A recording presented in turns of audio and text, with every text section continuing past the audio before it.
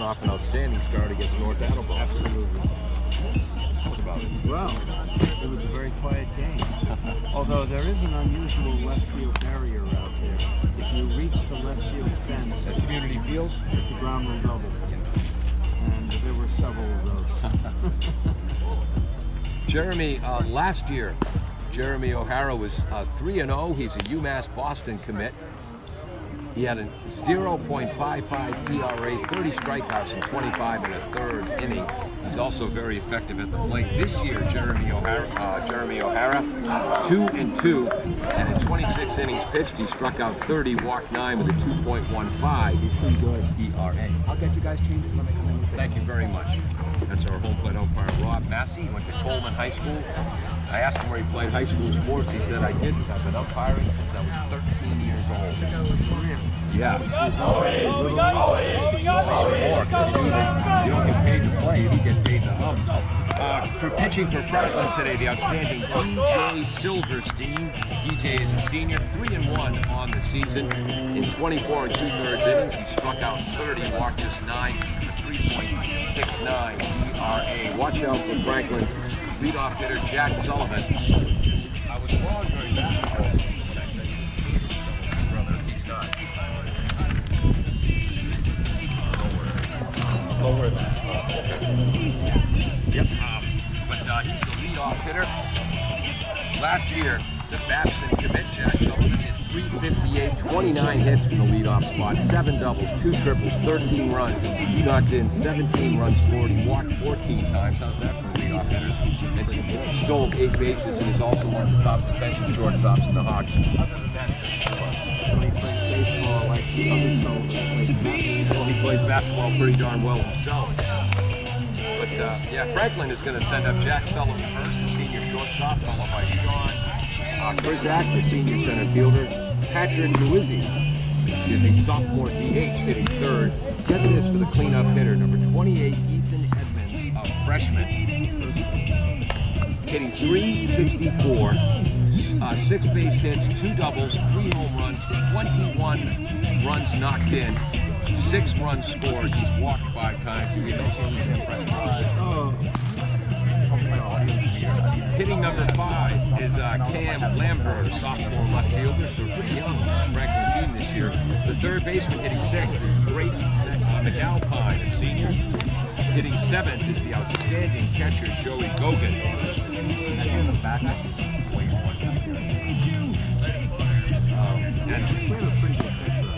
Well, with Ben Lally, yes we do. Hitting 8th is number 15, three-sport athlete Ethan Hurd. Hitting 3rd, Franklin Brunner to play varsity sports for Franklin. He's also an outstanding soccer player and basketball player. And speaking of outstanding soccer players, Henry George, the right fielder, junior, hits 9th, wearing number 8. And the pitcher not batting is DJ Silverstein. Here comes Jake Sullivan.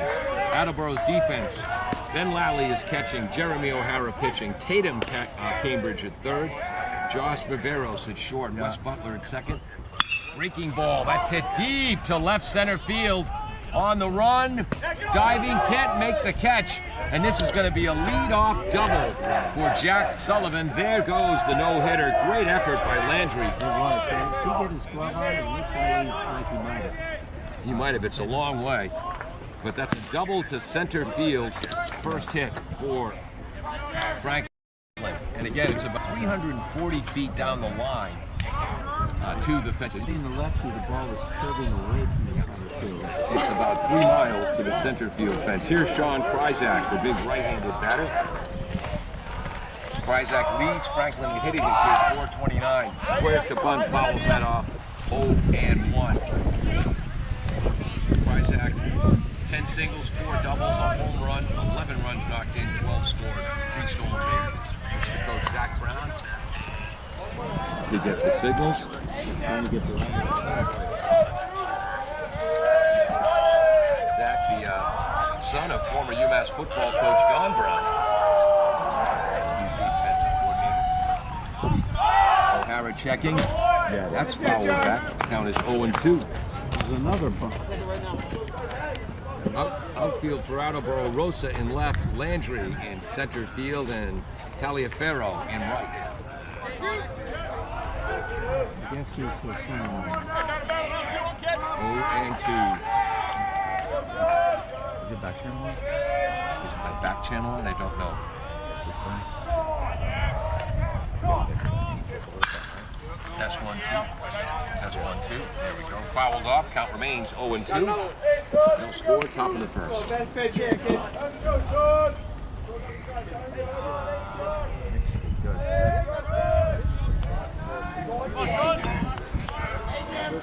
Background, the third base coach, giving the signals.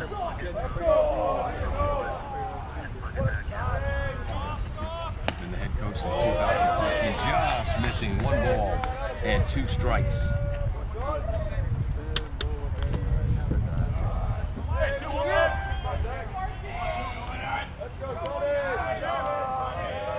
Short lead at second, being held on by Butler, the second baseman right now. O'Hara checks. Sullivan doesn't need a big lead to score from second. Curveball is fouled away. Count remains 1 and 2. I'm glad with the shortstop is in front of the hole. Yeah. Nick Kryzak, leading hitter for Franklin, average-wise. There you go. I think make sure you don't need it. There we go. Okay. We'll go back to 2-1. Fouled back. Count remains 1 and 2. Jack Sullivan led off with a double on the first pitch of the game to left center field, despite the effort of Ryan Landry.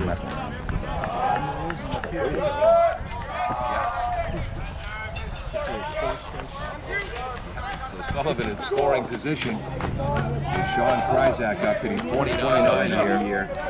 2 doubles, a homer, 11 runs knocked in. Fastball, that's fouled off. Towards right field on the run. And can't get there. Out of play is Taliaferro. It's going for my record. I once hit 7 in a row. Really? Yeah, and there was Woods right behind me. Lost every ball. Then I grounded out. Yep. Count is 1 ball and 2 strikes. Jeremy O'Hara on the mound for the Bombardiers. 2 and 2 on the season. 30 strikeouts and 26 innings pitched. That's going to be a wild pitch. Sullivan's going to move to third. Yeah, in the dirt.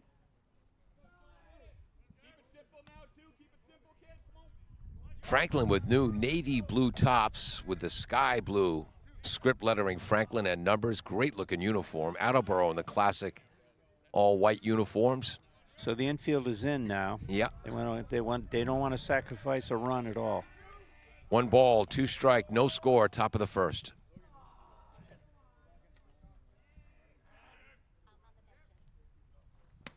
Fastball just outside. 2 balls, 2 strikes. Our home plate umpire is Rob Massey from Tolman High School. Didn't play high school baseball because he's been umpiring since he was 13 years old. Base umpire is Rob Sharkey. Played his high school sports in Lincoln, Rhode Island.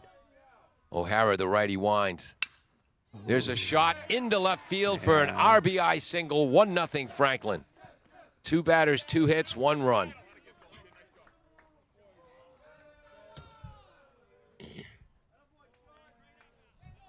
So 1-0 Panthers. Franklin 10-5 on the season, in 3rd place in the Kelly Rex division of the Hockomock League. 7-5 in league play. Attleboro 5-8, 6-10 in the Kelly Rex, 6-10 overall.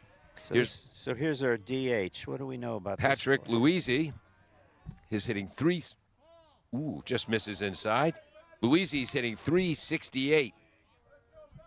12 singles, 2 doubles, 6 runs knocked in, 7 runs scored, and he's walked 4 times. O'Hara looks at the runner at first. Called strike on the outside edge, 1-1.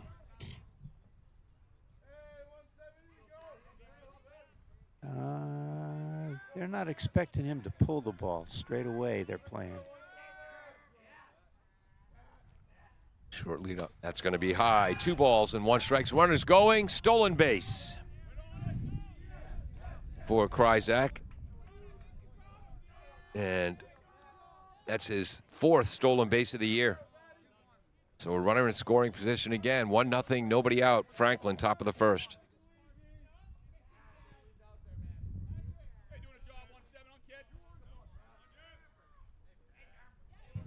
O'Hara to the set.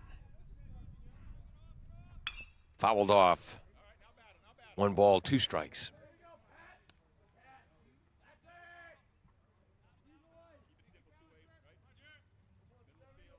He's throwing mostly fastballs, I think, at this point.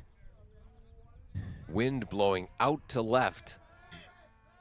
Means it's blowing from the south. Here comes O'Hara.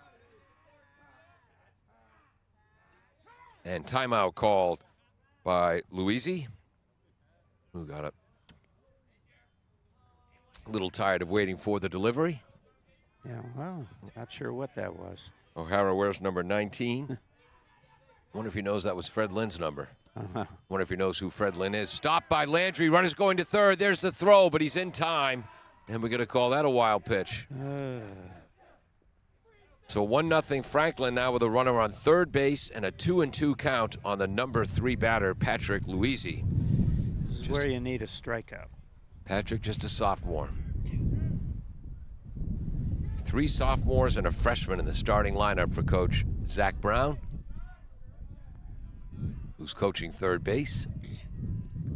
Fastball fouled off, and they are making Jeremy O'Hara throw a ton of pitches here in the first inning. They really are. Working hard.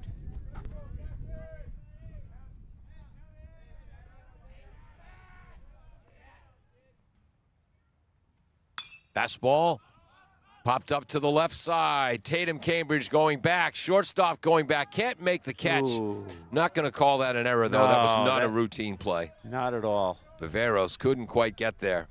Again, the wind blowing out that way to left field, and it kind of came back towards He was close. the field of play. I would say that was about a 1.5 foot foul. Count remains 2-2. The grass field here, second year they've been using it at Attleboro High School.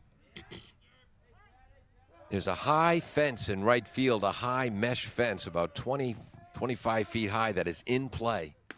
Fastball high, ball 4. Runners at the corners. That right field fence reminds me a little bit of Ebbets Field.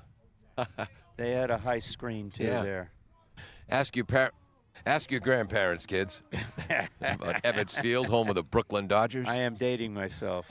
I saw a game in 3 games in '57 and the final game of the year when they won the pennant in '56. Wow. Beating the Pirates to win the pennant. This is the freshman Ethan Edmonds, a large young lad, hitting .364, 6 base hits, 3 doubles, 3 homers, 21 runs knocked in, 6 runs scored, and he's walked 5 times. Well, he doesn't look like a freshman. I was going to say, when I was a freshman, I was 4'11", 91 pounds. In other words, waist high to Ethan Edmonds. Runners on the corners. Just missing outside, 1-0.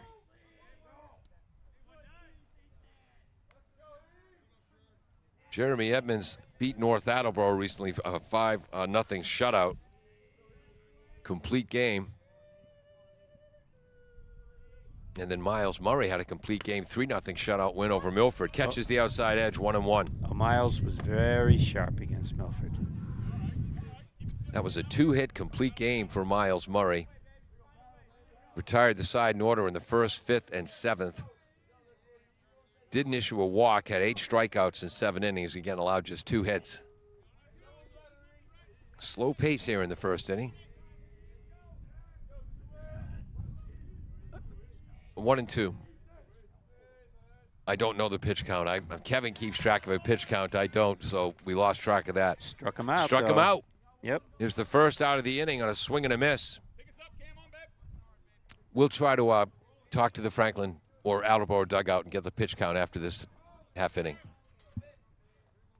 This brings up Cam Lambert, sophomore left fielder, hitting 5th. Don't have season stats for Cam, right-handed batter. As O'Hara checks the runner on first. Oh, I'm sorry, I left my stuff in your way. No, not a problem.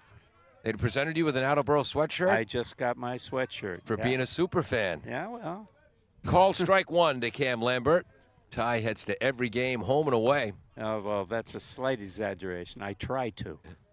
When he's not at city council meetings. Yeah. Swing and a miss. Nice pitch on the outside edge. Yep. Yeah, that was a good pitch. And Zach Brown going through a litany of signals. He's been the head coach at Franklin since 2014. They won the 2018 Super 8 state championship back in the day. Fly ball foul to right. Count remains 0-2. He also took Franklin to state title games in 2002 and 2003. Coming into this season, a career record of 159 and 52. That's fouled off to the right. What's the record for foul balls in one inning? Who keeps those records? I don't know. Count remains 0-2. Zach Brown was named USA Today Massachusetts High School Coach of the Year in 2018 when they won the Super 8. And the National High School Baseball Coaches Association Region 1 Coach of the Year in 2019. What was that pitch, Ty? That was a ball. Ball 1-2 to Cam Lambert. When I was a kid, I read the book, The Kid That Batted 1,000. He got one hit and something like 99 walks. It was just a novel. O'Hara, the righty, looks. Fastball, that's fouled off the screen. Count remains 1-2. Zach Brown is the son of former UMass football coach Don Brown. I believe was a defensive coordinator at BC as well. He was an 11-year assistant coach at Wheaton College before he took over Frank. Curveball, slowly hit up the middle. Oh, home. O'Hara's Go home. got it, throws home. Makes the play Beautiful at the plate. throw. That's a tough throw. You don't have any time at all, and he whipped it from about, 10 feet away? A little bit more, but off on the pitch was the speedy Kryzak. But if you're scoring at home, 1-2, pitcher to catcher to get the putout. So 2 outs, moving to second base was Luizzi. And reaching first on a fielder's choice is Cam Lambert. So Franklin now 2 hits, 1 run. There are 2 outs, and the number 6 batter is up, Drake McAlpine, the senior third baseman. Right-handed batter, shortstop Viveros trying to keep the runner close at second. That's Luizzi. Check swing, strike 1, 0-1. Jeremy seems to have settled in a little bit more, Ty. A little, but we need this batter. This is important. To the stretch.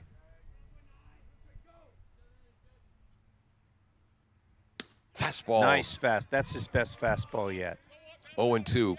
Last year, O'Hara was 3-0 with a 0.55 ERA, 30 strikeouts and 25 in the third innings. This year, he's 2-2, 30 strikeouts and 26 innings, a 2.15 ERA. Outside, 1 ball, 2 strikes as McAlpine does not chase.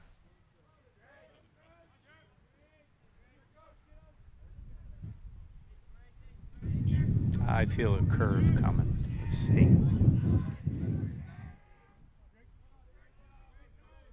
Runners on first and second, 2 out, 1-0 Franklin, top of the first. Oh. Fouled back. Count remains 1-2.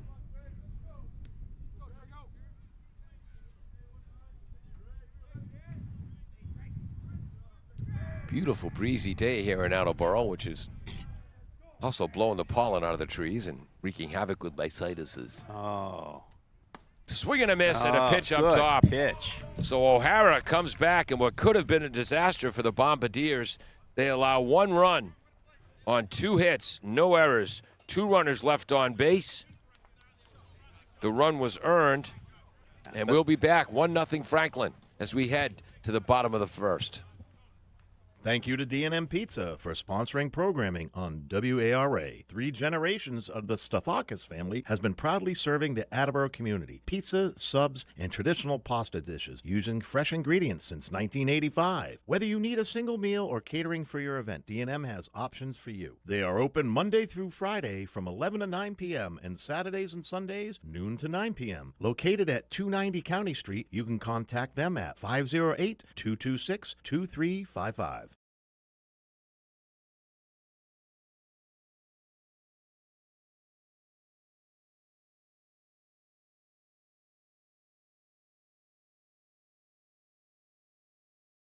Thank you to Barrows Insurance for sponsoring programming on WARA 1320 AM. Barrows Insurance, a third-generation agency, has been proudly serving southeastern Massachusetts since 1977. They pride themselves on their relationship with clients, helping them find coverage to fit their needs. Barrows has access to insurance carriers across New England and the U.S. They'll get you coverage on everything from cars and homes to businesses. You can contact Barrows Insurance at 508-339-7260 or visit them online at barrowsins.com. Welcome back to AACS 96 Sports and the AACS YouTube channel. If you're watching on the YouTube channel, please feel free to hit that like button. That pleases our underwriters. You can also leave a comment. Positive comments, start typing right away. Negative comments, count to at least 10. And you can subscribe to keep up with all of the spring sports here at Attleboro High. DJ Silverstein getting ready to pitch for Franklin. DJ, the right-hander, 3-1 on the year, 30 strikeouts against 9 walks in 24 2/3 innings, a 3.69 ERA. How's it look to you, Ty, in warm-ups? Well, he bends over a lot at the mound. He has a curious. He does start with a squat. He starts with a squat, which is interesting. Good leg drive, though, it looked like. Yeah, he's got a decent fastball. Here comes Ryan Landry, the senior center fielder. Just missed making a fabulous catch on the first pitch of the game. Sullivan's doubled to left center. Oh, that was close. But that ball was tailing away. That's a really tough catch. Silverstein is pitching. The outstanding catcher, Gogan, behind the plate. McAlpine at third. Sullivan at short. Herndon, the three-sport athlete, at second. Edmonds at first, the freshman. The outfield left to right. Lambert, Kryzak, and Henry George, the outstanding soccer player. Well, holding them to 1 run at the top of the first was actually an achievement. Yes. That keeps us in the game. And here's Ryan Landry, the speedy center fielder, left-handed batter. Called strike 1, low outside corner, 0-1. My sources tell me he's signed to play baseball in Merrimack College. Ryan? Yeah. Yep, Ryan. Yep, he is heading to Merrimack. Slice to left field. The left fielder is towards left center. Heading to second base is Landry. That's rolling to the fence 340 feet away. Boy. Landry's heading to third base, and we've got a leadoff triple. Wow. Beautiful hit. Well, it took Attleboro's O'Hara 1 pitch to lose the no-hitter. Now Silverstein 2 pitches. Franklin started off with a double. Attleboro with a triple from Landry. Oh, he's a good hitter, but you know what? I didn't realize he could run that fast. Well, he's a center fielder. Landry came in hitting .294. He has 4 doubles. That's his first triple. He's knocked in 5 runs, scored 4, stolen 3 bases. There's a shot deep to center field. Back is Kryzak. Makes the running what a catch. And that's getting a big star on my score streak. Kryzak showing great range on the dead run. Makes the catch. But Landry scored. Sacrifice fly for an RBI. And we're tied at 1 after 3 pitches.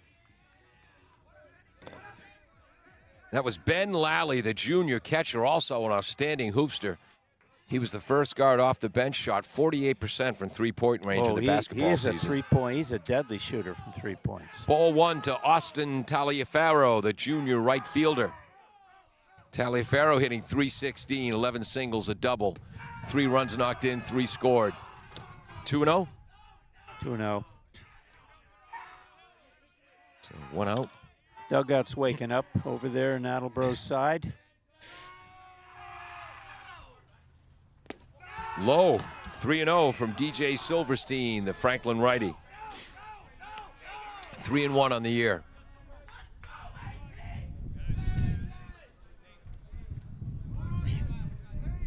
Sun trying to appear behind clouds to our back. Low, that gets away. That's ball 4. In the dirt, too. All the way to the backstop. So, first walk. So 1 out. 1 on, 1-1 is the score, and Attleboro's pitcher, Jeremy O'Hara, hitting cleanup, which I love high school baseball.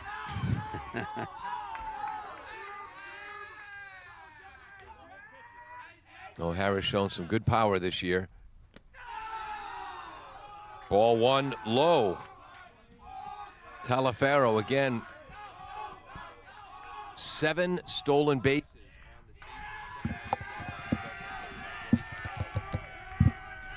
Am I live? Something just happened.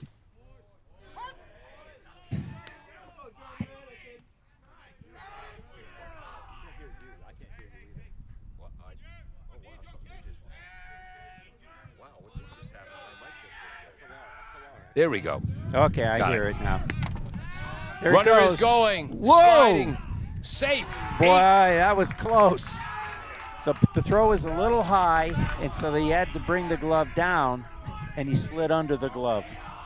8th stolen base of the year. 2-0's the count to Jeremy O'Hara. 8th stolen base of the year for Taliaferro. And Attleboro's got the lead run in scoring position. Breaking ball. Just misses outside. I believe that's 3-0. So both pitches forced to throw a ton of pitches in the first inning here. And Franklin coming off a 3-hour game against Taunton. That's ball 4. That was a 14-5 loss for Franklin. So 2 walks for Silverstein. I wonder how many pitches they went through. Really? Yeah. 14-5. Yeah. Ethan Edmonds and Cam Lambert had big hits in that game. Joey Gogan had 3 hits, while sophomore Anthony Fico pitched well, tossing 3 1/3 scoreless innings. So we're going to have a courtesy runner running for O'Hara. This is a courtesy runner, not a pinch runner. So a courtesy runner can come in an unlimited amount of times. A pinch runner can come in once. If you come in a second time, you have to stay in. And what was the number there? I think it's going to be Cam Rabbit. I'm not sure. Looks like, is that number 2? 2. Oh, that's Well, that makes Wes Butler starting at second, so it can't be that. And Butler, that's 8th in the lineup. Yeah. He's not up yet. 27. All right. We'll see who that is. 27 is not my lineup here. Gavin Spanner, maybe, because there's Gavin Spanner. He's the only one without a... Nope, it's the whole thing there. He's the only one without a number, so I'm going to guess that's Gavin Spanner. Well, that makes sense to use a pinch runner and with a pitcher. You want him. You don't want to see nope, him they've got to take him out because he's not on the official scorecard. 22. That was Joey Torman. I'm sorry. So it was Joey Torman. He's out. So number 19 is in. So O'Hara's coming back to run for himself. So Tatum Cambridge is up, the sophomore third baseman, younger brother of Cooper Cambridge, who's playing first. Tatum, left-handed batter, hitting 5th. Swing and a miss, and a nice breaking ball, 0-1. So this is the way baseball used to be. Pitchers ran for themselves. Way back in our day. Yeah.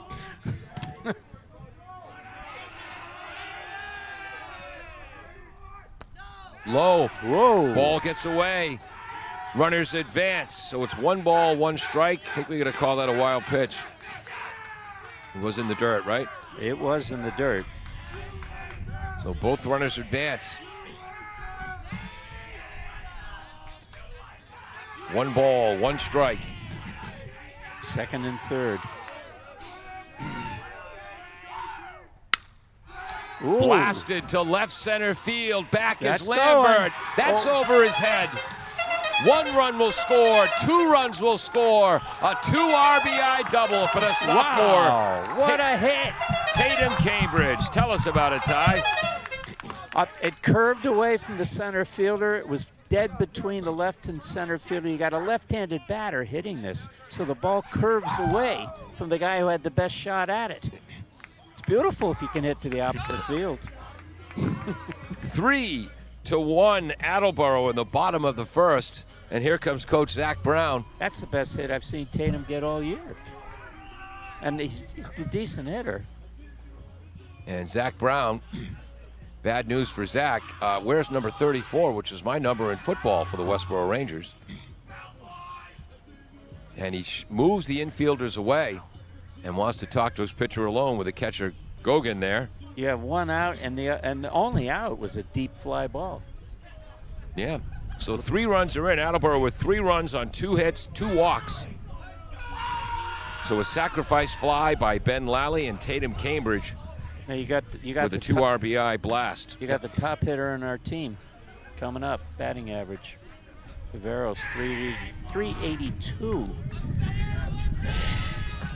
Our shortstop. Yep. Veros 13 singles, 2 runs knocked in, 4 runs scored, 3 stolen bases. He walked twice.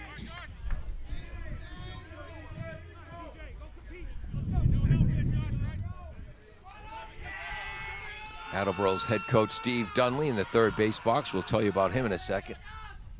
Fastball, ground ball, diving stop by McAlpine across the diamond in time, and Tatum Cambridge stays at second. That's another Gold glove play. That gets a star in the scorebook. 5-3 if you're scoring at home for the second out. And again, he doesn't get that ball. McAlpine at third. That's a double. Mm-hmm. Yeah. So he was flat on his stomach when he got it. Cooper Cambridge, the junior first baseman. Human victory cigar on the basketball team. Breaking ball called strike 1 from DJ Silverstein. So since the visit from Zach Brown, DJ's thrown strikes. Coach Westwater in the first base box. There's a breaking ball. That's hit towards center field. In comes Kryzak, makes the catch to end the inning. But the Bombardiers, 3 runs on 2 hits. 1 runner left on base, no Franklin errors. And after 1, a very long first inning, 3-1 Bombardiers. We'll be right back. Thank you to Butler Tire Sales for sponsoring programming on WARA. Butler Tire Sales on Route 1 in North Attleboro is a full-service tire seller and auto repair shop. They're a 60-year, third-generation business founded by Austin Butler in 1965. They have a selection of new tires to choose from. Butler Tire Sales open weekdays from 8 to 4. You can contact them at 508-695-0681 or visit them at 404 East Washington Street in North Attleboro.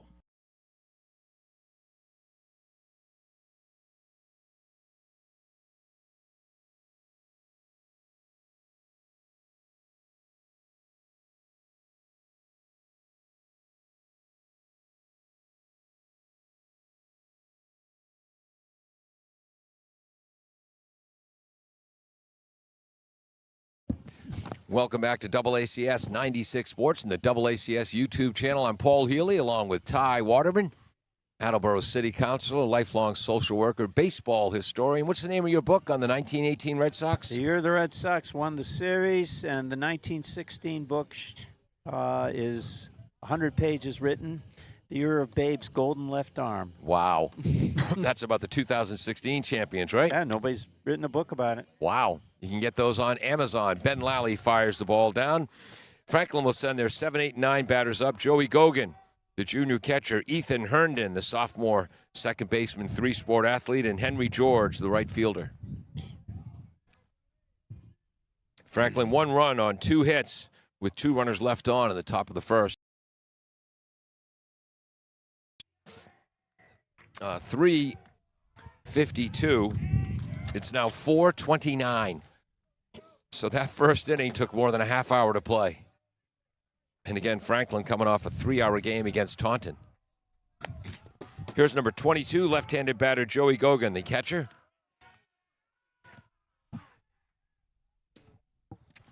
Called strike, breaking ball from Jeremy O'Hara, 0-1.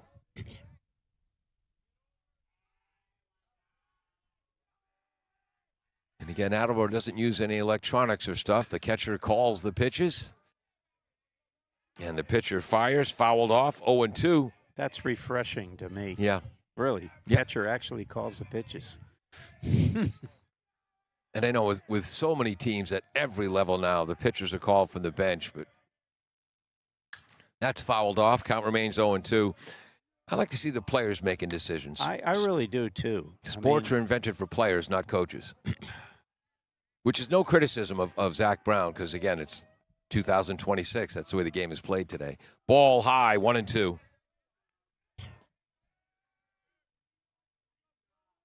Mike Sakosha, he's the one who started calling pitches from the bench in the major leagues. With the Angels? Angels, yes. Yeah. And that pitch is low as 2-2. And it's funny because when Mike Sakosha was catching, Yeah. he would have broken the manager's arm if he tried to call the pitches from the dugout. Probably would have. Yeah. 2-2 pitch. Curveball Ooh. right up the middle. Beautiful job. Did you see how Gogan waited back on that, kept his hands back, Yeah. slashes a single up the middle. I have to give him credit. It's a good piece of hitting. Base hit to center field. Third hit for the Panthers. Our home plate umpire is Rob Massey. He's been umpiring since he was 13 years old, graduate of Tolman High. Base umpire is Ron Sharkey. He played his high school sports for Lincoln High School. We have a pinch runner in number 9 for Franklin. And, courtesy runner, because that's the catcher. I mean, catchers can't run. That's James Amaru is the pinch runner. Or courtesy runner, technically. Right-handed batter is Ethan Herndon. Ball outside. I'm trying to think who was the fastest running catcher in major leagues in my time. It's not coming. Bill Freehan, maybe? I don't know. Fran Healy, way back in the day for the Royals. No relation. He could fly. Fastball up in the zone. Swing and a miss. It's 1-1. We know it wasn't Elston Howard. No. Ask you, Pat. Well, not when he played for the grandparents. Red Sox. No. He was, what, 38, 39? I think he was 87 when he played for the Red Sox. Oh, okay. O'Hara checking the runner. Called strike, low part of the zone, 1-2. That's a good pitch. Elston Howard was the catcher for the Yankees when Billy Rohr in April of '67 just missed throwing a no-hitter. He was. Elston Howard broke it up. And the then he got bottom traded of the to ninth. the Red Sox in the middle of the year. Who did he get traded for? Runner is back in time. I don't know. Bob Tillman. Okay. And Elston Howard was Reggie Smith's roommate when he came to the Red Sox, and he admitted to Reggie on either a 1-2 or 2-2 pitch against Billy Rohr. The umpire called the next pitch ball. Runner is going. Landry with a hard throw. Get on. And he's safe. Oh, that was close. Throw was up near the thigh. I think the runner was in. I think the men in blue got it right. Stolen base for Amaru. But anyway, Elston Howard admitted to Reggie Smith that he should have been called out on strike 3, the pitch before he broke up Billy Rohr's no-hitter. After Carl Yastrzemski makes a tremendous catch in left field. I heard that. In the ninth. I heard that all on the radio up in Bangor, Maine. Wow. 1-2 was the count, I believe, to Herndon, who, like his 2 older brothers, a 3-sport athlete at Franklin. Swing and a miss on a hard inside fastball. That's 3 strikeouts now for Jeremy O'Hara. 1 out, top of the second, 3-1 Attleboro. Looks to me like Franklin is a running team. Oh, they've always have been. Oh. Fundamentally sound defensively. They pitch well, and they put pressure on the defense. They force you to make plays. There's a pop-up by Henry George, the right fielder, also a soccer player. First baseman. Nice play. Ooh. Cooper Cambridge calls off the catcher. He ran all the way from first base, Yeah. almost to the catcher. Tough play for the catcher, especially with this wind today. And that was fair, so Yep. that would have. Yeah. Was anybody covering first? I don't think so. I'm not sure if the second baseman came over or not. Jack Sullivan started this game on the very first pitch with a double to deep left center field. Ended up scoring on the sacrifice fly by Sean Kryzak. Yeah. You got to play this guy deep. Ball 1 low. Sullivan came into the game hitting .474. Wow. 14 base hits, 3 doubles, a triple, 2 runs knocked in, 17 runs scored, and 8 walks. That's what you want from a leadoff hitter. Called strike on the outside edge, 1-1. Last season, Sullivan, the Babson College commit, or Babson University, hit .358, 29 hits as a leadoff batter, 7 doubles, 2 triples, 13 runs knocked in, 17 runs scored, 14 walks, and 8 stolen bases. Curveball, lashed towards right field. Get back. Right to him. Taliaferro didn't get a great jump on that ball, but makes the play. Well, that was a hard play. Yep. First of all, the ones that are coming right at you Yep. and a little bit behind you, they're the hardest play to do of all. Yeah. Because your image is to turn left or turn right. You can't turn either way. Right. So he's backpedaling. Dave, what do we have for a pitch count? 51 pitches for O'Hara through 2 innings, so 35 pitches in the first inning, fewer in that inning. All right, for Franklin, no runs on 1 hit. They now have 3 for the game and 1 run for the game. No Attleboro errors. Franklin has 3 runners left on base. We'll be back with the bottom of the second. 3-1 Bombardiers right after this. Actually, Falls AC, 8 Stack Road in North Attleboro, supports high school sports in our community at every level. Opened in the early 80s, owner Angelo Cavallari is proud of their 40 years of service to the Attleboros. Falls AC is open 7 days a week from 10 a.m. to 1 a.m. They have lunch and dinner daily, banquet rooms for your meetings or get-togethers, and dart leagues. The entire staff at Falls AC wishes the high school athletes the best of luck in every game. Falls AC, 8 Stack Road, North Attleboro, 508-695-2688.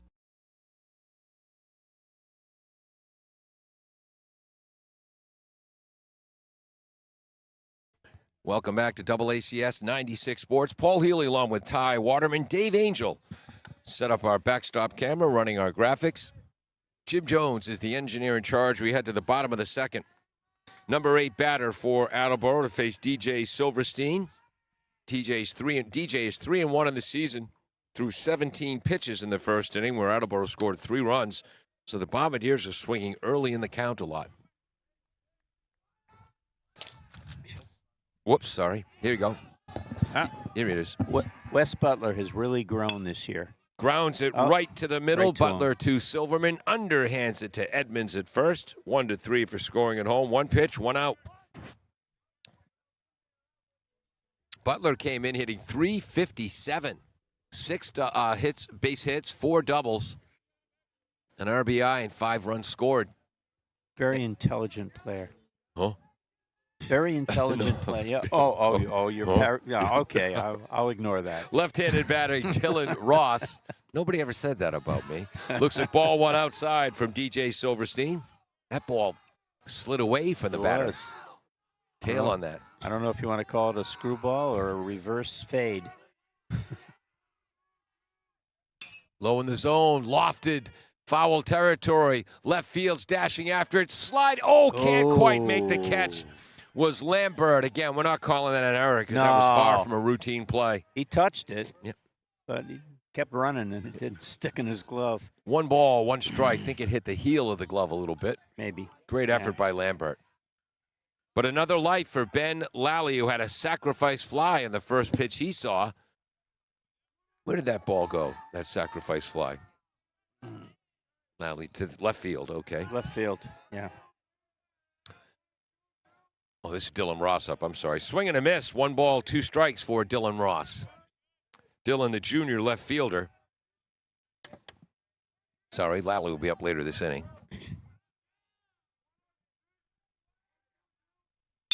There's a shot. Nice hit.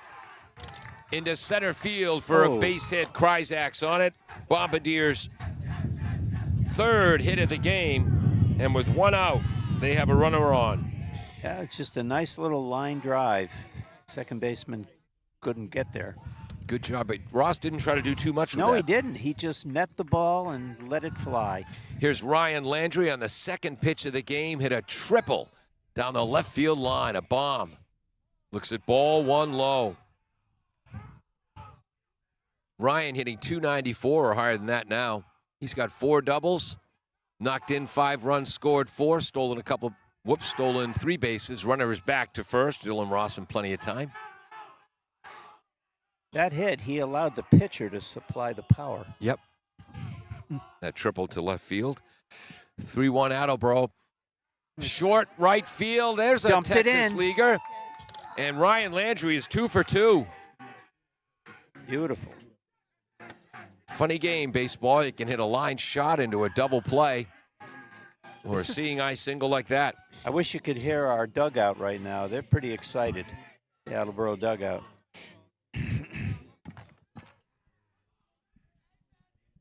There we go.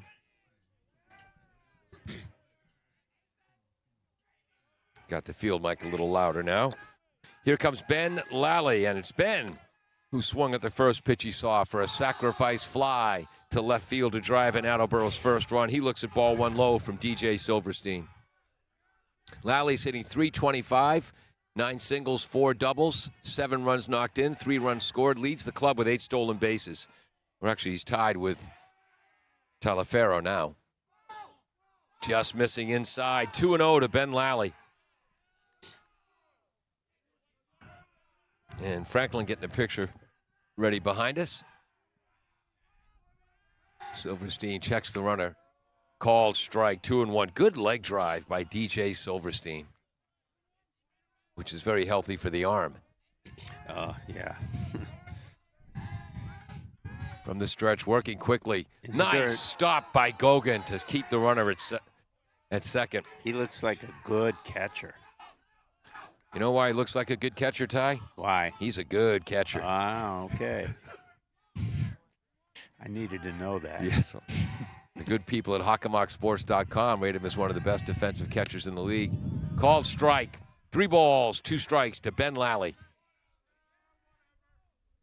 Outstanding guard on the basketball team. He'll be a starter next season, I think. First guard off the bench this year as a junior. Fastball grounded towards the shortstop. Sullivan to second for 1. George across the diamond to Herndon. Double play. Yep. 6-4-3. And there's your classic good Franklin defense. Again, Zach Brown's teams over the years have been built on pitching and defense. So the Bombardiers, no runs on 2 more hits, though. So they have 4 hits in the game. No Franklin errors. And Attleboro with 2 runners left on base. 3-1 after 2 innings. We'll be back with the top of the third after this on AACS 96 Sports. W.H. Riley is here when it comes to heating your home or business this winter. W.H. Riley & Son always welcomes new customers. They're a family-run business serving the Attleboro area since 1873. They offer heating oil and propane with 24-hour emergency service. For more information, you can contact them at 508-699-4651 or their website, whriley.com. W.H. Riley & Son, 35 Chestnut Street, North Attleboro, a company Greater Attleboro residents have called on since 1873. Claudino's Auto Repair, located at 310 South Main Street in Attleboro, is celebrating 30 years in the auto and truck repair business. Over the years, John Claudino and his team of mechanics have worked to build a long-lasting rapport with their customers, from oil changes to diagnostics, transmissions, and routine maintenance on foreign and domestic cars and trucks. Claudino's will keep your vehicle running. Claudino's Auto Repair, 508-226-8545 or at claudinosautorepair.com. Welcome back to AACS 96 Sports. Paul Healy along with Ty Waterman. Dave Angel set up our backstop cameras, running our graphics. Jim Jones, the engineer in charge. According to the good people at HockomockSports.com, my #1 source for my pregame plagiarism, research. Yes. Thank you. In their Hawk 5, they have Taunton as #1 in the league, 13-5, and all 5 of those losses came in a row. Really? Yes, and they've won 5 games since then. So at 13-5, they rank #1 in the Hawk. Franklin right behind them, 10-5. They had a 3-game losing streak this season, which is very, very rare. Let me guess. 3rd, KP? Yes, exactly right. KP also at 10-5. Ranked #4 from the Davenport division. Mansfield, 8-7 overall. Canton ranked #5 in the league, also from the Davenport division. They're at 8-7. On the edge, North Attleboro at 9-7. Bombardiers trying to get back towards the D1 playoffs with a late season run. And I left my MIAA power rankings, rats, on the desk back at the studio. Here comes Sean Kryzak. He had an RBI single to left field to knock in Franklin's only run in the top of the first. Breaking ball, low and outside, ball 1 here in the top of the third. O'Hara's thrown 52 pitches now. Gets the signal from the catcher, Ben Lally. Swing. Nice. That was a good curve. Swing and a miss at the curve, 1-1. Yeah. Late breaking curve, and he was completely fooled. Low, 2 balls, 1 strike. Ben Lally, Attleboro's catcher. One of those athletes, both in basketball and baseball, the expression on his face rarely changes. Yeah, he's very, very solid. Yep. Low, 3-1. Did you ever try catching? Oh, yeah, a little bit. A little bit? I was an all-star catcher in Little League, but I didn't have the arm for it at the 90-foot at the big field level. Called strike on a curveball, although I should wait for our umpire, Rob Massey, to make the call before I do. Well, we'll have to hear about your Little League days when you got a minute. I'll share mine if you want. Yep. Swing Nice. and a miss. Oh, that was a great curveball. 4th strikeout for Jeremy O'Hara. Had a rough start in this game. First 2 batters had a triple and an RBI single. Since then, he settled down, allowed only 1 hit. 1 out, top of the 3rd, 1-0 Bombardier. Here comes the outstanding lefty sophomore, Patrick Luizzi, the designated hitter. He walked his first time up, was stranded at second. Called strike, another breaking ball. You mentioned early, Ty, in the first inning that Jeremy was throwing mostly fastballs. Well, he's changed that up, hasn't he? Yes, he has, and it's working. There's the heater. Now the question is, will he try that with a left-hander up right here? 1 ball, 1 strike as that heater was high and outside. Jeremy an 0.55 ERA last year as a junior. There's a shot. Oh, that's a foul. Yeah, another fastball, though. Yep. So my guess is he's gearing up for the fastball now. Would you throw a 3rd one in a row? Oof. That's dangerous to a Franklin batter. Curveball, and that's lashed to right field. Fair ball inside the right field line. As the home plate umpire hustling to cover second, and there's a double. It's a good arm from right field, though. By Taliaferro. He held him. He could have had a triple, maybe. So a double down the right field line for Luizzi. Good hustle by the home plate umpire, Rob Massey. He's going to get to second base on that because the base umpire has to go out to right field to make sure it's a fair ball. So that's the 4th hit of the game for Franklin. 2nd for extra bases. That was a curveball, by the way. Yeah, yep. Here comes Ethan Edmonds, the outstanding freshman. By the way, Luizzi was hitting .368. He's knocked in 6 runs. Edmonds hitting .364. He's knocked in 21 runs as a freshman. Looks at call strike 1. Wow. I look at his stats, and if I was a drooler, I'd drool. Fastball, lofted back in the screen. Nobody flinched. Count as 0-2. Again, when I was a freshman in high school, I was 4'11", 91 pounds. Hadn't reached puberty yet, so I was always wondering, how come none of the girls take me seriously? Well, I was okay listening to you up to the word puberty. Yeah, well, I think that's banned by the FCC in most broadcasts. Fouled back. The word? The subject matter. 0-2 is the count to the outstanding freshman Ethan Edmonds, hitting .364. 6 singles, 3 doubles, 3 home runs, 21 RBI, 6 runs scored. Runner off second. Decent lead. High. 1 ball, 2 strikes as Edmonds does not chase.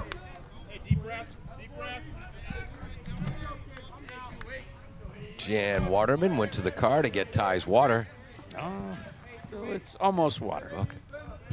Jeremy O'Hara getting the pitch. Signal from Ben Lally. Good lead at second. Curveball. Nice curve. Oh, I love that curveball. Swing and a miss. Strike 3. 5th strikeout for O'Hara. But don't throw it to lefties. He's got a couple of different speeds on that breaking ball, unless one's a slider and one's a curve, but that's the slower curve. Cam Lambert is up, reached a fielder's choice and was stranded at first in the top of the 1st. Here we are in the top of the 3rd. The thing is, I don't think you can tell until you're already swinging that it's a curveball. Wind picking up. You can hear it in our field mic blowing out to left. O'Hara steps off the mound. Catching is Ben Lally, Tatum Cambridge, the sophomore at 3rd, Viveros at short, Butler at 2nd, Cooper Cambridge, the junior at 1st. Fastball inside, 1-0 to Lambert. The outfield left to right, Rosa, Landry, and Taliaferro. So this is where I'm not sure about this. The shortstop is holding him on and leaving a huge hole between short and 3rd. Just mentioning. Curveball just catches the edge, 1-1. Well, perhaps they're, again, the scouting is so much more in depth at the high school level now than it was back when we something played. I don't know. Yeah. Breaking ball called strike 2, 1-2. That curve again. Keep throwing it till they hit you. O'Hara 2-2 this season. Now has 35 strikeouts in his 29th inning of work, 2.15 ERA. Again, last year a 0.55 ERA. Luisi is at second. Ground ball to Tatum Cambridge at third. Across the diamond to his brother Cooper. Makes the catch. Nice play. All right, I got to applaud you. Good. Routine plays are sometimes the hardest things to do. What do you got for a number of pitches, Dave? 70 pitches through 3 innings for Jeremy O'Hara. Franklin has 1 run on 4 hits. No Attleboro errors. Franklin's left 4 runners on base. We head to the bottom of the third. 3-1 Attleboro Blue Bombardiers. Thank you to D&M Pizza for sponsoring programming on WARA. 3 generations of the Stathakis family has been proudly serving the Attleboro community. Pizza, subs, and traditional pasta dishes using fresh ingredients since 1985. Whether you need a single meal or catering for your event, D&M has options for you. They are open Monday through Friday from 11 to 9 p.m. and Saturdays and Sundays, noon to 9 p.m. Located at 290 County Street, you can contact them at 508-226-2355. Welcome back to AACS 96 Sports. DJ Silverman getting ready for his 3rd inning of work. That first inning took forever. Since then, it's been at a very good pace. But the work that he did to get out of that first inning with 1 run was superb. Yeah. Really was.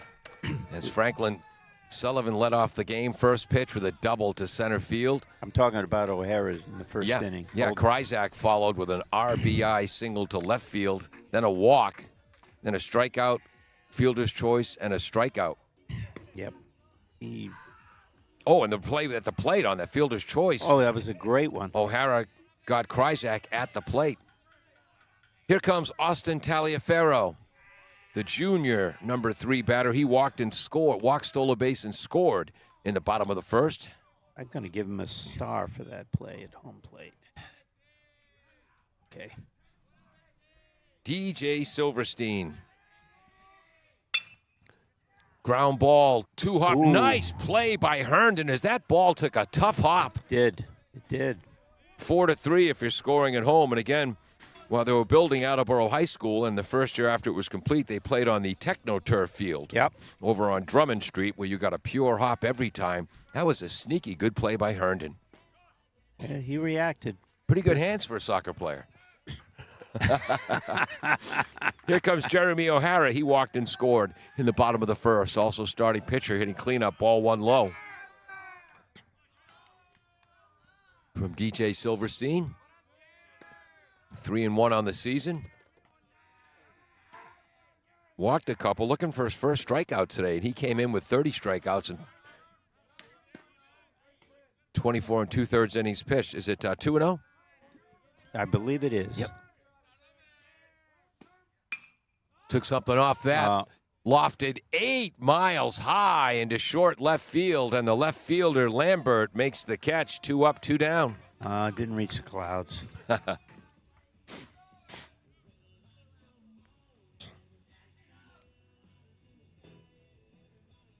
This brings up Tatum Cambridge.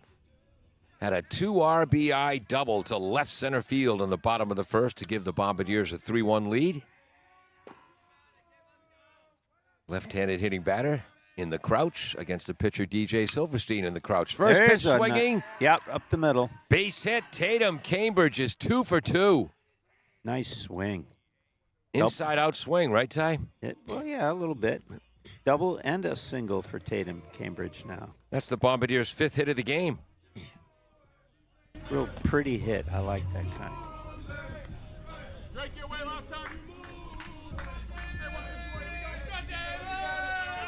Suddenly the crowd got louder there. Tatum Cambridge short lead. Low ball 1. to Josh Viveros. This is where you'd be a great pinch runner, right? Yes, back in the day. They didn't have re-entry then. Junior shortstop, hitting .382, 13 singles, 2 runs knocked in, 4 runs scored, 3 stolen bases. Called strike, 1 ball, 1 strike to Viveros. A lot of good shortstops in the Hockomock League. It's a good league.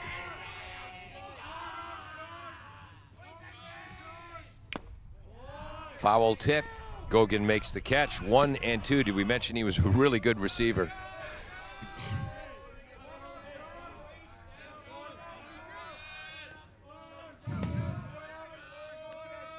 Silverstein gets the sign, checks the runner. Timeout called. Again, our home plate umpire, Rob Massey, he's been umpiring since he was 13 years old. Wow. I was a 14-year umpire. He has great mechanics.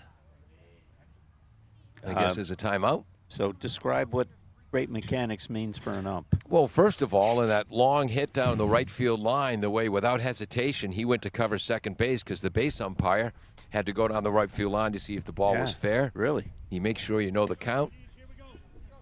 My brother Michael would say he has command presence. Our base umpire, by the way, is Rob Sharkey, Lincoln High grad from Rhode Island. 1 and 2 count. Low 2 and 2, and he had something to say to the on-deck batter there, which I imagine was something to the effect of, okay to cheer on your teammates, leave out taunting the opponents, but I'm not sure. Nice breaking ball. Oh, that Gets could his be in. bat on That's it. in. Seeing eye blooper. It landed on the infield dirt. And that's a base hit, infield hit. Right behind the first baseman. For Cooper Cambridge, so runners on first and second. 2 seeing eye singles today for the Bombardiers, 2 out of their 6 hits. That's literally an infield single. Yeah, really. This brings up Wes Butler, their junior second baseman, ground back to the pitcher on the first offering in the bottom of the second. Wait a minute. No, it's not. Oh, I'm sorry. That was Josh Viveros. It was. This is Cooper Cambridge. Correct. So there's the infield hit. So, gonna get that out of there. Not sure what the first pitch was. 2-0. 2-0, all right. So this is Cooper Cambridge. Ground ball towards the shortstop. Fielded by Sullivan. That's it. Across the diamond. 6-3. So for the Bombardiers, no runs on 2 more hits. So they have 6 hits of the game, 3 runs on 6 hits, no Franklin errors, and Attleboro has 3 runners left on base. 3-1 after 3 full on AACS 96 Sports. Thank you to Barrows Insurance for sponsoring programming on WARA 1320 AM. Barrows Insurance, a third-generation agency, has been proudly serving southeastern Massachusetts since 1977. They pride themselves on their relationship with clients, helping them find coverage to fit their needs. Barrows has access to insurance carriers across New England and the U.S. They'll get you coverage on everything from cars and homes to businesses. You can contact Barrows Insurance at 508-339-7260 or visit them online at barrowsins.com.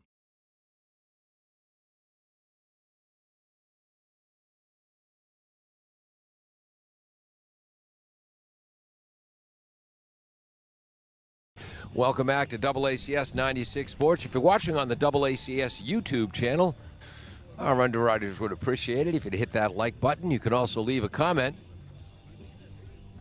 Remember, positive comments, start typing now. Negative comments, count to 10 at least, please.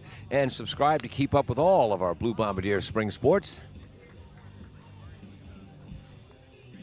Jeremy O'Hara has thrown 70 pitches through 3 innings. He'll face the 6, 7, and 8 batters for the Panthers under coach Zach Brown. Again, head coach since 2014. They won the 2018 Super 8 state title in 2018 when he was named Coach of the Year by USA Today for Massachusetts. Made it to the Division I state title game at Polar Park in Worcester in 2022 and 2023. It's going to be heartbreaking when you make it to the state title game. Yep. Whoops, there we go. Sorry, Ty. There we go. I really wouldn't know. Yeah. Right. Here comes Drake McAlpine, the third baseman who's already made one outstanding defensive play today. Looks at called strike on the outside edge. 0-1, struck out swinging his first time up. He's a senior.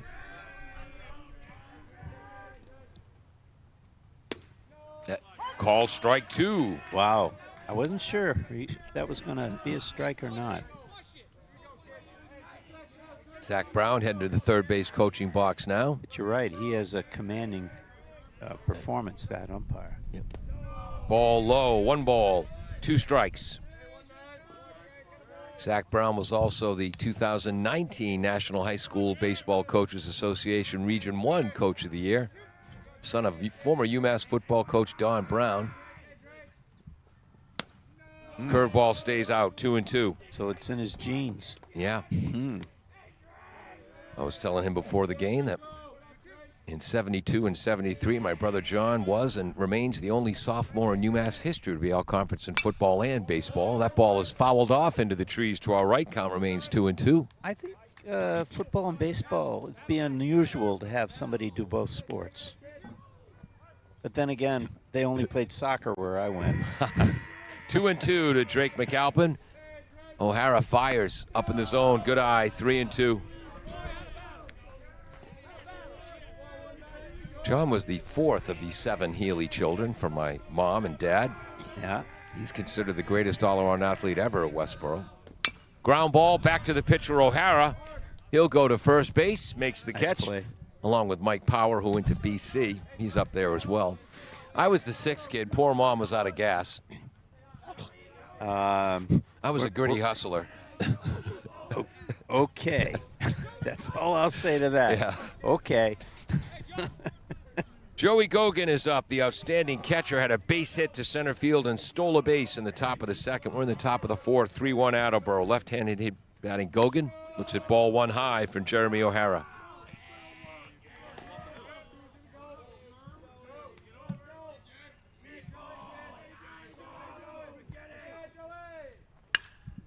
Fly ball to left field. Will this stay fair? No.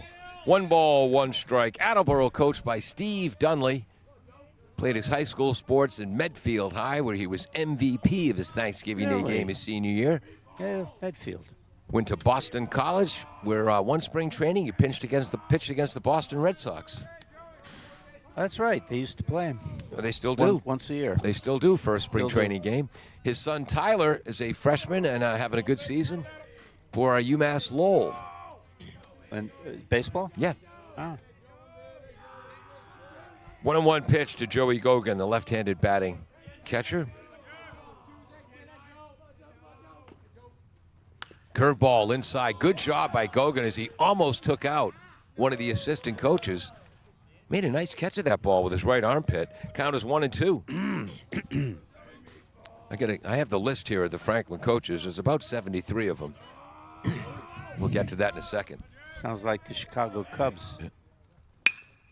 Another shot to left field as obviously Gogan can go the other way. Count remains 1-2, foul. You may or may not remember the Chicago Cubs once had 10 or 12 managers. They called them all coaches because nobody was the manager. Wow, when was that? 1960s. About 2 years. The experiment never went too far. Ron Santo and Billy Williams allowed that. Another foul ball off to the right. Unofficially, Jeremy O'Hara has given up 47 foul balls so far. 47. Okay. I just made that number up, folks. Definitely unofficial. Ground ball slowly hit to Cooper Cambridge. It's going to be a tough play, but he makes it Nice himself. play. A step in time. Had to run a little. 2 up, 2 down. This brings up Ethan Herndon, the sophomore. We were talking to his dad before the game, and he can tell where the Herndon boys get their character from. Again, he had 2 older brothers who were three sport athletes at Franklin. And Ethan is as well. Shot. Whoa. Pass. Cooper Cambridge for a base hit. Fielded by Taliaferro to hold it to a single. That was a shot. Franklin's 5th hit of the game. And again, Herndon going the other way with that ball. Whoops. You don't expect that to happen. Right-hander hitting it right down the right field line. And a bullet. But that's how people hit 300. Bingo. Yeah, Herndon hitting, well, only 290, but that average just went up. Yep, it did. He's got 7 base hits, a single, and a home run, knocked in 4 runs, scored 5. Here's the number 9 batter, Henry George. And he's not a good soccer player. He's an outstanding soccer player for the Panthers. He fouled out to the first baseman, Cooper Cambridge, who caught the ball near home plate his first time up. Fastball, swing and a miss. What do you got for a count, Ty? Fastball, swing and a miss. I was computing 1-1. I was computing his batting average. He's 10 for 33 now. Okay. So that's barely 301 or something. Without a calculator. Just low, 2 balls, 1 strike to Henry George.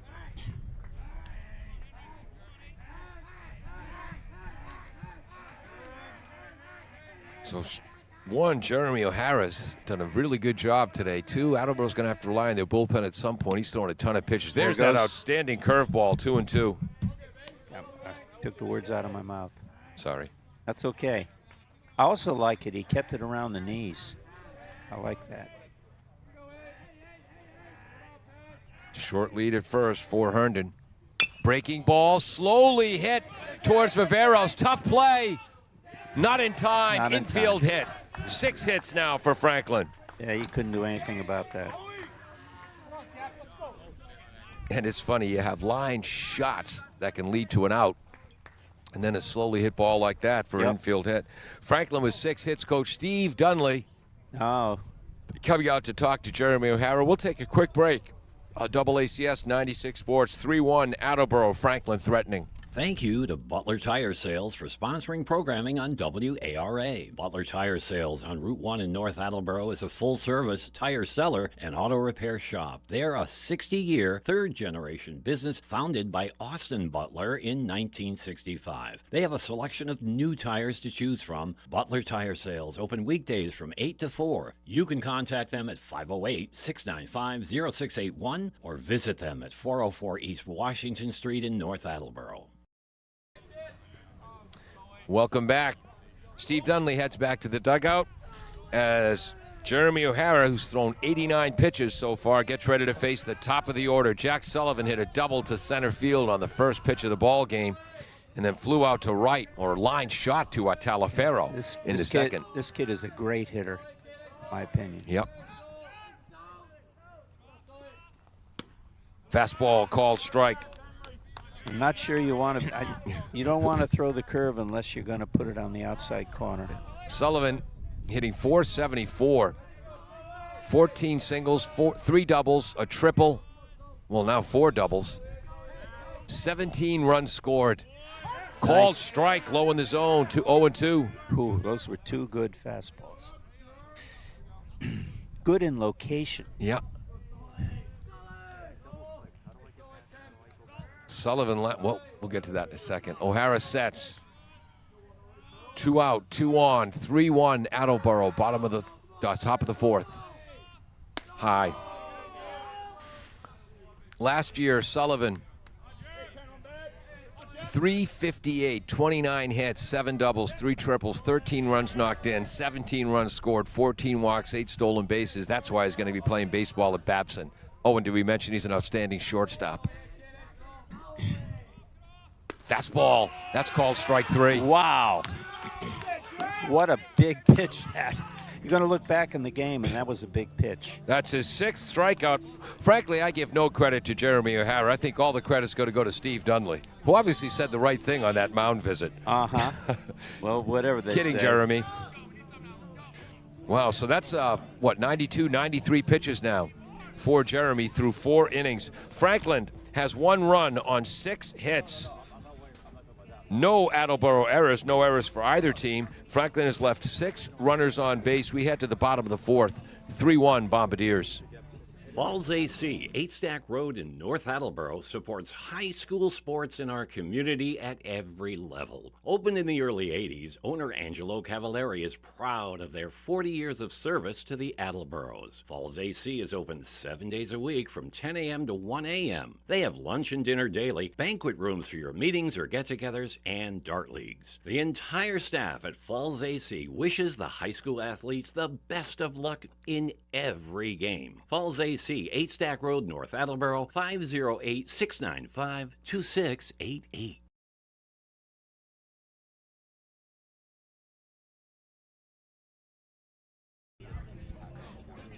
Welcome back to AACS 96 Sports and the AACS YouTube channel on a beautiful spring day, if you don't mind a lot of pollen. Wind blowing out to left, sun trying to peek through the clouds. And speaking of the sun, the way this field is laid out, it is a very difficult sun field for the right fielder and center fielder, especially the right fielder. Yeah. At about this time of day. Yeah. Here comes Wes Butler, who grounded back to the pitcher his first time up. Wes hitting .357, 6 singles, 4 doubles. 1 run knocked in, 5 runs scored, 6 stolen bases. Swing and a miss and a nice breaking ball from DJ Silverstein. Attleboro 3 runs on 6 hits, 3 runners left on base. Fastball lofted into left center. Oh, short left field. That's a shortstop back to get that. Jack Sullivan, excuse me. Yeah. 1 up, 1 down. F7, not P7. That was a shortstop who made the catch. F6. Yep. Yeah. This brings up Dylan Ross, the junior speedy left fielder, had a base hit to center field in the bottom of the second. Left-handed batter.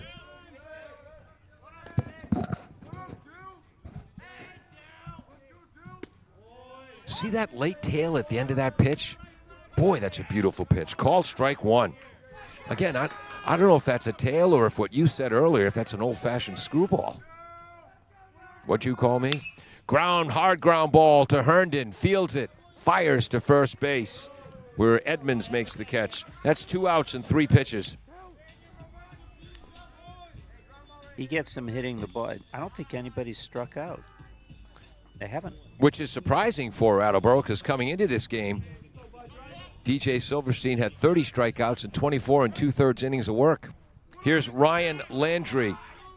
A triple to left field, a base hit to right field.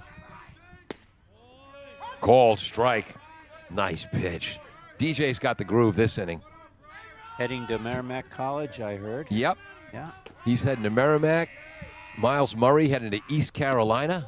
What do you suppose Merrimack College's schedule is like? Oh, pretty darn good. What was that pitch? A ball or strike, Dave? 0-2. I know they play UMaine in football. Yeah, they're D1 now. Yeah. Low and outside, 1-2. My senior year, when we started out 15-0 because of my third base coaching. Yeah. Our left fielder, Frank Foley, went to Merrimack. Uh-huh. Breaking ball, Landry stays alive with a foul down to first base. That was a golf shot. Yep. Count remains 1-2. His housemate his sophomore year was the goaltender for the hockey team, who was a French-Canadian kid who didn't speak a whole lot of English, but Uh-huh. fastball. Whoa! Shot. Whoa! Shot right to McAlpine, and I don't know if that was great defense or great self-defense by Alpine. That's a left-handed hitter hitting a shot at the third baseman. You don't see it very often. How many pitches has he thrown, Dave? DJ Silverstein? 52 pitches through 4 innings. Bombardiers lead 3-1. They have 3 runs on 6 hits. No Franklin errors. 3 runners left on base. We'll be back with the top of the 5th after this on AACS 96 Sports. W.H. Riley is here when it comes to heating your home or business this winter. W.H. Riley & Son always welcomes new customers. They're a family-run business serving the Attleboro area since 1873. They offer heating oil and propane with 24-hour emergency service. For more information, you can contact them at 508-699-4651 or their website, whriley.com. W.H. Riley & Son, 35 Chestnut Street, North Attleboro, a company Greater Attleboro residents have called on since 1873.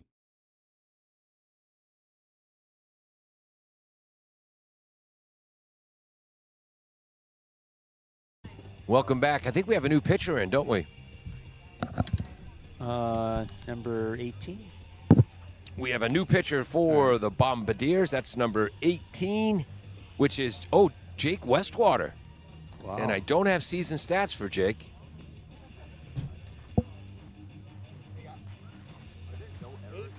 There are no errors in this game for either team. So Jake Westwater is in to pitch. So for Jeremy O'Hara, let me get rid of this. His line, yep. 18 for 1. Yep. DH is staying in his spot. Okay. And 3 for 1. Thank you. So what is it now? 3 for 1 on Franklin, I'm not sure. That was our home plate umpire, Rob Massey, keeping us involved. So Jeremy O'Hara is going to remain in the game as the DH. In the starting lineup, who is listed as pitcher/DH. So coming into pitch is Westwater, who will not be hitting. Okay.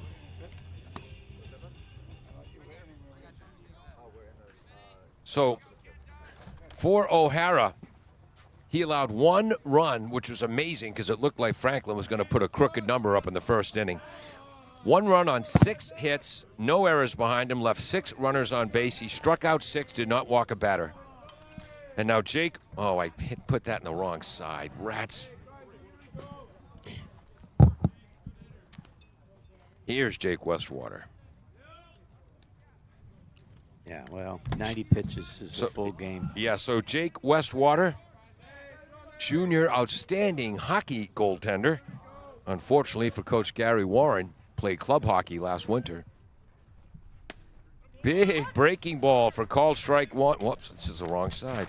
For called strike 1 against Sean Kryzak, the speedy center fielder who had an RBI single to left field to knock in Franklin's run. Curveball, nice play by Tatum Cambridge. Fires a bullet across the diamond to his brother. Perfect play. 2 pitches, 1 out. So O'Hara threw 93 pitches through 4 innings. Yep. And Coach Dunley's going to try to rely on his bullpen. And let me get that out of here.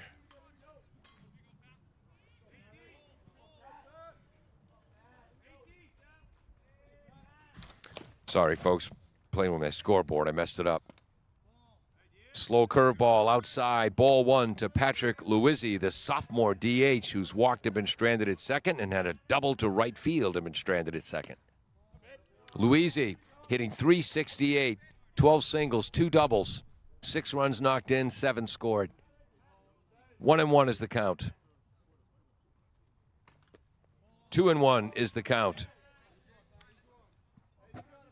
Jake Westwater, his dad, one of the assistant coaches. 2 of his big sisters, athletes at Bridgewater State. 1 graduated, 1 still playing. Called strike, 2-2.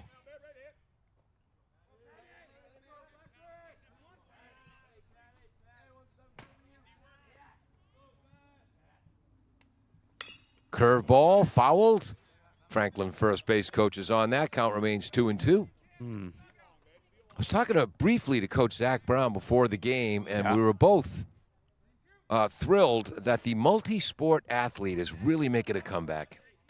Oh, well, that's good.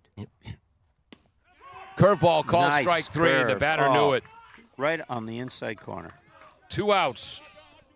So, but no, because there was a time, started like 20 years ago, maybe a little bit more, where you had to specialize, and now coaches believe, doctors think it's healthier. Play multiple sports.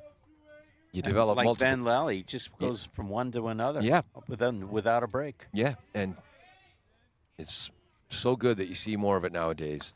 Just a bit high. Ball one to freshman Ethan Edmonds, who's more than a bit due. He struck out swinging twice against Jeremy O'Hara. My brother, who's two grades behind me, he was an excellent player in all three sports. My brother John was MVP of baseball, basketball, Okay, and you're one-upping football. Yeah, sorry. His senior year in football for a 9-0 team, 18 touchdowns in 9 games. 15 of the touchdowns covered more than 50 yards. Led the state in hitting in baseball, 444 in American Legion. Called strike. It can be done. Is that 1 and 2? Yeah. And in base basketball, 37 points against Southbridge at the Clark tournament, including the 2 winning free throws. Breaking ball, call strike 3 in the outside edge. That was a little delayed call. Wow. But I loved it. Believe me, Ty. Look, they're mobbing Jake Westwater. Oh, they're excited now, Attleboro. But again, growing up in Westboro, I was not known as Paul Healy. I was known as John Healy's little brother. 3-1, Attleboro after 4.5 innings. We'll be right back.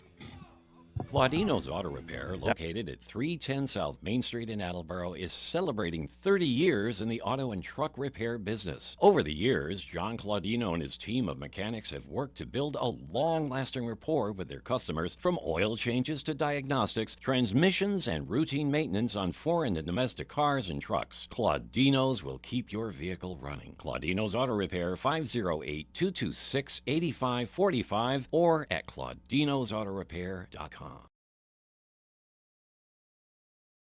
Thank you to D&M Pizza for sponsoring programming on WARA. 3 generations of the Stathakis family has been proudly serving the Attleboro community. Pizza, subs, and traditional pasta dishes using fresh ingredients since 1985. Whether you need a single meal or catering for your event, D&M has options for you. They are open Monday through Friday from 11 to 9 p.m. and Saturdays and Sundays, noon to 9 p.m. Located at 290 County Street, you can contact them at 508-226-2355. We might have some changes as Coach Dunley is talking to our home plate umpire, Rob Massey.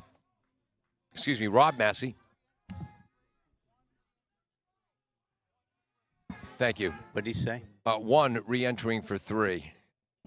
So that's Ryan Landry. No. Yeah. But this is Ben Lally at the plate. The junior catcher has a sacrifice fly for an RBI and hit into a 6-4-3 double play that Sullivan, Herndon, and Edmonds made look easy, and it wasn't. Bottom of the 5th, 3-1 Bombardiers. Bombardiers, they need a little more offense. Fastball out. Sorry, Ty. Well, they need more offense to put a little bit more daylight between them and Franklin. 5. Oh, my gosh, my pen linked. Called strike on the inside edge, 1-1. To Ben Lally, the athletic yet very calm basketball guard and catcher for the Bombardiers. Just misses a high and outside, 2-1. DJ Silverstein. Again, both pitchers struggled a bit in the first inning, and then both got in a groove. DJ retired their side in order last inning. Called strike, 2-2. Ben Lally strikes me as the leadership type. Quiet leader. Quiet, but definitely respected. Yep.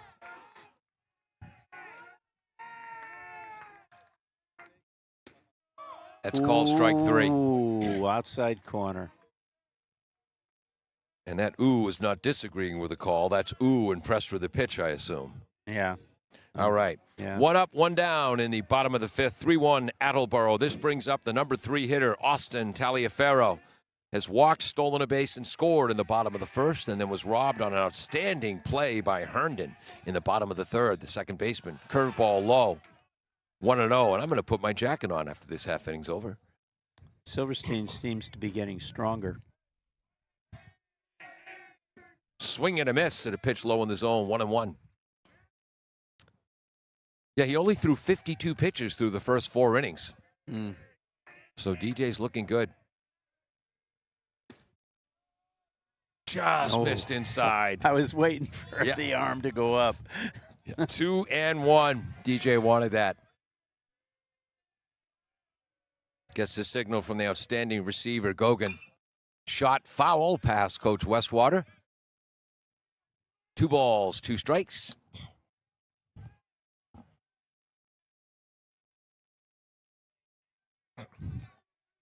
Yep.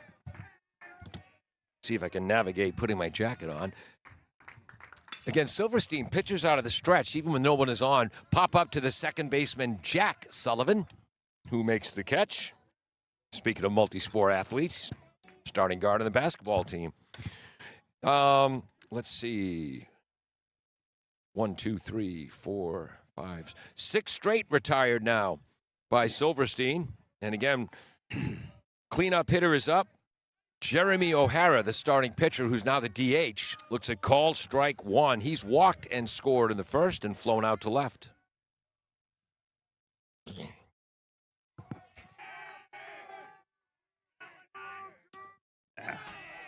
Ball right below us. And my field mic doesn't seem to be working. There we go. Okay. That connection is very sensitive. 2-0 to Jeremy O'Hara.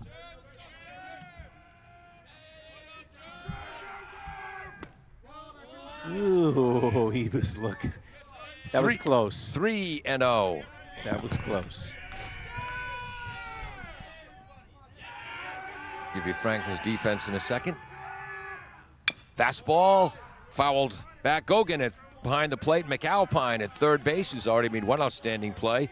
Sullivan at short. Herndon at second. Edmonds, the freshman, at first. Outfield, left to right. Lambert, Kryzak, and George. 3 balls, 1 strike to the cleanup hitter, Jeremy O'Hara. Last year, O'Hara hit .260 with 3 extra base hits. Fouls that off to left field. Had 14 runs knocked in. 9 runs scored and stole a couple of bases. We'll get a full count now. Yep. Yep. Be a fastball. No. Jeremy takes healthy cuts at the ball. That's popped over us. Seriously, there have been oodles upon oodles of foul balls today. Yeah, well, which reminds me of the story I got to tell in a second. yeah, I'm sure of that. Count remains 3. You always have a story, Paul. Count remains 3-2. Writing down Paul Glennon, a former teammate. That's popped up towards the Attleboro dugout, and that gets out of play. Count remains 3-2. What do you have for a pitch count, Dave? 69 pitches now for DJ Silverstein. 6 or 7 right here on this batter. It's a long at bat. Remember in our day they didn't even count pitches? No. They counted innings, not pitches. Yeah. There have been some improvements with technology. Oh, that lot of movement on that ball. That's that pitch that tails into the right-handed batter away from left-handed batters. Count remains 3-2. But in our day, Major League pitchers were routinely throwing 250 innings. Oh, gosh, yeah. Innings a year. Different theories. And routinely facing a lineup the 3rd time through. Called strike. There it goes. Outside corner. We'll keep it here between innings. So a 1-2-3 inning, 3, 6, 7 straight batters retired by DJ Silverstein, who's in a bit of a groove right now. Yes, he is. Speaking of the foul balls, so it's playing senior Babe Ruth baseball because, unlike my brothers, I wasn't good enough for American Legion baseball. Rats. We're playing Blackstone Millville, and it's a Saturday morning game. We only have 9 players. Paul Glennon, who was a pretty good left-handed pitcher for us, but nobody was more impressed with Paul and Glennon's ability than Paul Glennon. And he must have been watching a Major League game the night before. He's warming up, and he asked the umpire for a new ball. And the umpire says, "Kid, we only got 3 balls for the whole game. That one's just fine." So Paul Glennon shrugs his shoulders, steps on the mound, throws the next warm-up pitch over the backstop. Into the woods? Well, it says to the umpire, "Now can I have a new ball?" Oh! Umpire says, "You're out of the game." Our head coach, Mr. Whittles, one of the greatest men I ever met, a polio victim, comes crutching out, and he did something I've never seen before or since. He talks him back into the game. He says, "Ump, you can't throw him out. We only have 9 players. And also, you can't throw him out. The game hasn't started yet." Oh, well, that's an interesting And the theory. umpire took mercy on him and let Paul pitch in the game. And again, that was the only game where I ever played shortstop. I was a second baseman, third baseman. And trust me, I didn't play as deep as these kids are playing at shortstop when I played there. But yeah, that was Mr. Whittles. He was a great man. He was a polio victim. No. But he would lean on one crutch, hit infield, outfield practice. He'd throw away both crutches and play catcher. When he hit infield, outfield, hit the ground balls, hit the fly balls, he was a bowler. He was a polio victim who, second most important adult male in my life to my own father. Oh. My Little League coach and my senior Babe Ruth coach. And never let we have a new pitcher in. One's on the mound. Yep. Last innings pitcher, 18. Yep. He's on the bench. Okay. We're dropping the DH. 19 is now in right field. Thank you very much. Thank you. I broadcast in the NECBL, so I got it. All right. So Rob Massey, umpire since he was 13 years old and a broadcaster as well. So the DH is out. The center fielder, Ryan Landry, is pitching. Who's playing center? Hold on. And 19 is in right field. So Taliaferro's moving to center. Taliaferro moves to center. And number 19, Jeremy O'Hara, is in right field. So O'Hara, who started at pitcher, then was DH. So Attleboro loses the DH now because O'Hara is in the field in right field. Thank you to the home plate umpire, Rob Massey. Ball one to Cam Lambert, who was reached on a fielder's choice where Sean Kryzak was thrown out at home by the pitcher O'Hara to the catcher. Ladley looks at ball one. He also ground out to third. Top of the sixth, 3-1 Attleboro. Landry, the left-hander, high, 2-0. He last pitched last Friday against Taunton. He's 1-3 on the year. 38 strikeouts in 22 innings. Ooh, just misses 3-0 inside. So 38 strikeouts in 22 innings, but he's also walked 21, 4.77 ERA. And I like watching Ryan play baseball. And ball four. 4 straight balls. So I thought Westwater would only be in for 1 inning, and he was. Retired the side in order with 2 strikeouts. And this is a big leadoff runner on for Franklin, and Lambert's got 6 stolen bases on the year. By the way, Lambert came in hitting .412. 4 runs knocked in, 4 runs scored, and again, 6 stolen bases. Here's Drake McAlpine. Called strike. He's struck out swinging and ground back to the pitcher. McAlpine, good third baseman. Landry, the lefty, trying to keep Lambert close. Nice curveball, strike 2, 0-2. Outside corner. So 4 straight balls, 2 straight strikes. Top of the sixth, 3-1 Attleboro. Shakes off the catcher, Lally.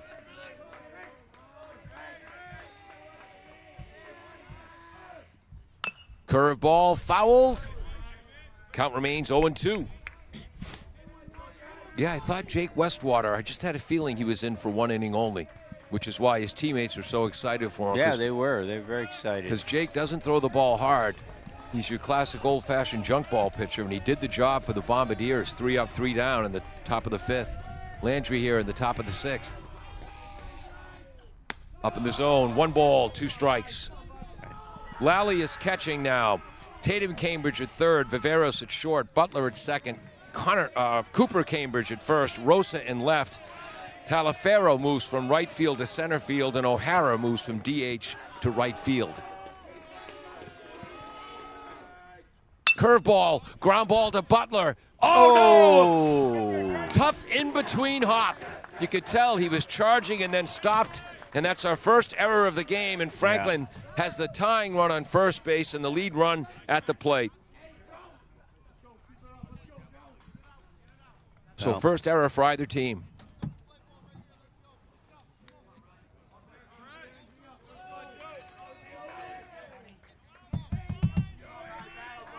Here's number 22, Joey Gogan, the junior catcher. Left-handed batter. Joey had a base hit to center field, stole a base, and then ground out to the first baseman. Left-handed batter, right-handed thrower. which means he had parents that Big wanted him hole- to be a big good hole baseball on the player. left side. Short stop is really right behind the base runner. Squares to bunt towards third base. He might beat this out. He beats this out. A bunt base hit and bases are loaded. Tatum Cambridge was way back. I'm not sure if the coaches called that or if Gogan saw it.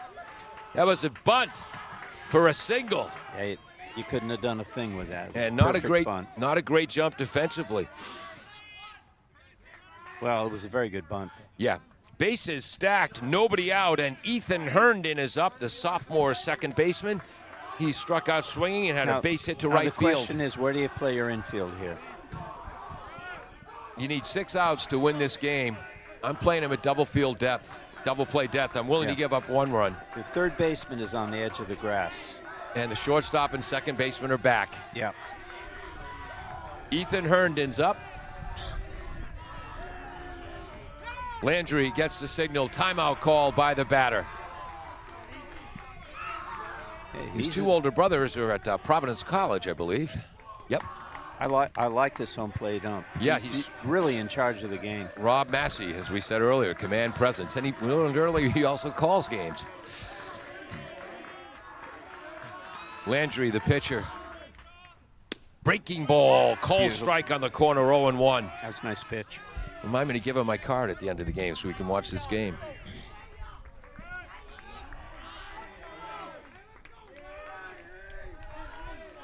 Landry. Also Big play. I'm coming up here. Big play. fastball high and away. 1 ball, 1 strike to the sophomore Ethan Herndon. All right.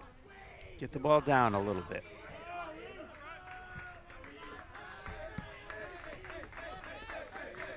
One ball, 1 strike. Conservative leads at second base.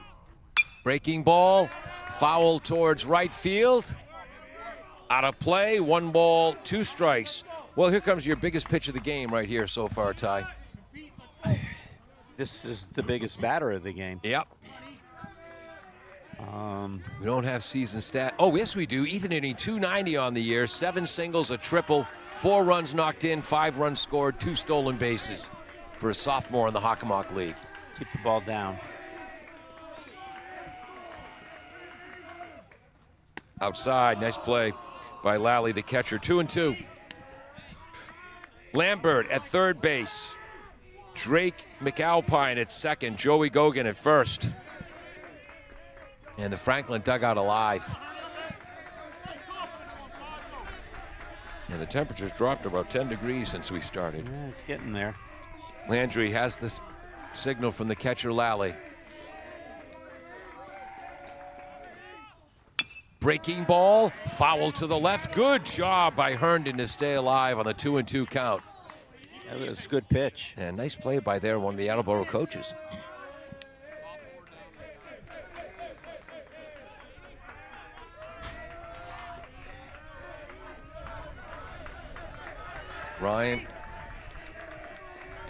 Ryan Landry.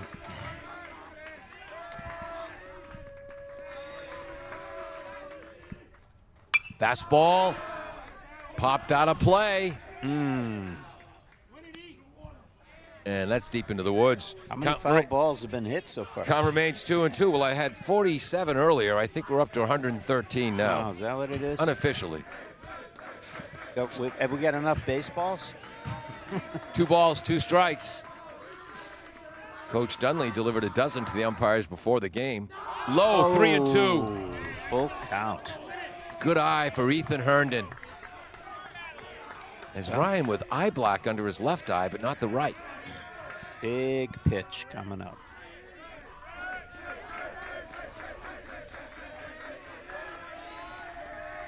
Second baseman, shortstop back, corner infielders in. Outfield straight away. Breaking ball, ground ball, Landry feels it, goes to first base. As his weight was carrying him away from the mound. He had to do it. Yep. He wasn't set to go home. So that's 1-3 and an RBI for Ethan Herndon. And that was an outstanding at-bat as he faced some tough pitches and stayed alive. This brings up Henry George, who's fouled out to third and had an infield hit. And here comes Coach Dunley to talk to Ryan Landry. So 1 run scores. It's 3-2 in the top of the 6th. And now we have 2 runners in scoring position. As moving to third was McAlpine, and Joey Gogan, who reached on an infield hit bunt, is at second. RBI for Herndon. 9th batter coming up, Henry George. And we have a pitcher warming up for Franklin. By the way, the Franklin assistant coaches, Tyler Pasquarosa, Jeff Ambrosini, Brett Edmonds, Jeff Danderand, Eric LaLiberte, Steve Sloan, Jesse Lylands, and Jack Nally. Wow. Back in my day, we had a varsity coach, a JV coach, and a freshman coach. That was it. Henry George is up, wearing number 8. He might have had a ball boy. Curveball, strike one. Nice pitch. Nice curve. No, now the infield is in because it's not a force situation. And again, it would have been great if Ryan could have made that play at home, but again, his weight, all his momentum was heading towards the right side. He made the right choice. He did. Infield in, though. Squares to bunt. Foul ball. What's the call? Foul ball. Yeah, that's all? It hit the bat, then it hit his body. Yeah. So it's 0-2. Okay. So that was a safety squeeze. And Zach Brown wants to make sure he's okay, the head coach.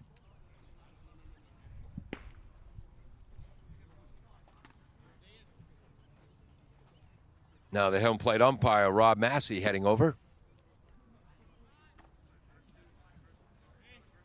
And Rob Massey making sure the batter knows the count. It's 2 strikes. Yep. 1 ball? 0-2. 0-2, okay. Shortstop Viveros crouching and taking a break. Big lead off of second for Gogan. Although that might be a courtesy runner. Breaking ball to the right side. Oh, he drops it. And that's good. He's out at first. He's out at first. But the tying run scores, so out on a fielder's choice. But he gets an RBI. And we're tied at 3. Scoring was McAlpine. Nice recovery by the second baseman, Butler. He tried to go home, but, well, lost the ball. Work. He lost the ball. But he recovered. Yep. So now we're tied at 3. And we head to the top of the order. Jack Lookout Sullivan is up. Started off the game in the very first pitch, a double to deep left center field. Scored a run. A victim hit a line shot to the right fielder at the time, Talafero, and struck out looking. The last batter that Jeremy O'Hara faced. Sullivan came in hitting .474, 17 runs scored. Runner is at third base. Foul ball, and yeah, the courtesy runner at second base is number 9, James Amaru. This is the second time he's run for the catcher. Again, pitcher and catcher get courtesy runners. And they're the only ones. Right? No, they can come in as many times as possible. Everyone else with re-entry, you can have a pinch runner come in for you once, or pinch hitter. Lefty fires, curveball, strike 2. Nice pitch, nice pitch. Sweeping curve. It's 2 strikes. 2 outs. Jack Sullivan. Infield is back.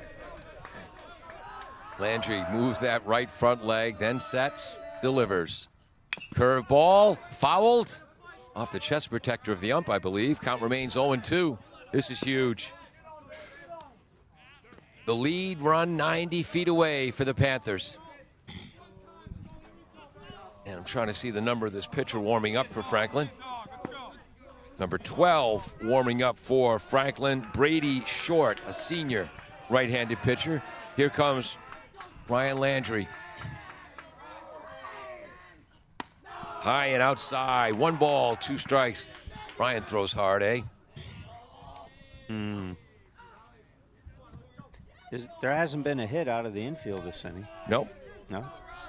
There's been a base on balls, an E4, and then the bunt single. Ground ball back to the pitcher, ground ball to second baseman. Curveball stays alive as Jack Sullivan. Count remains 1-2.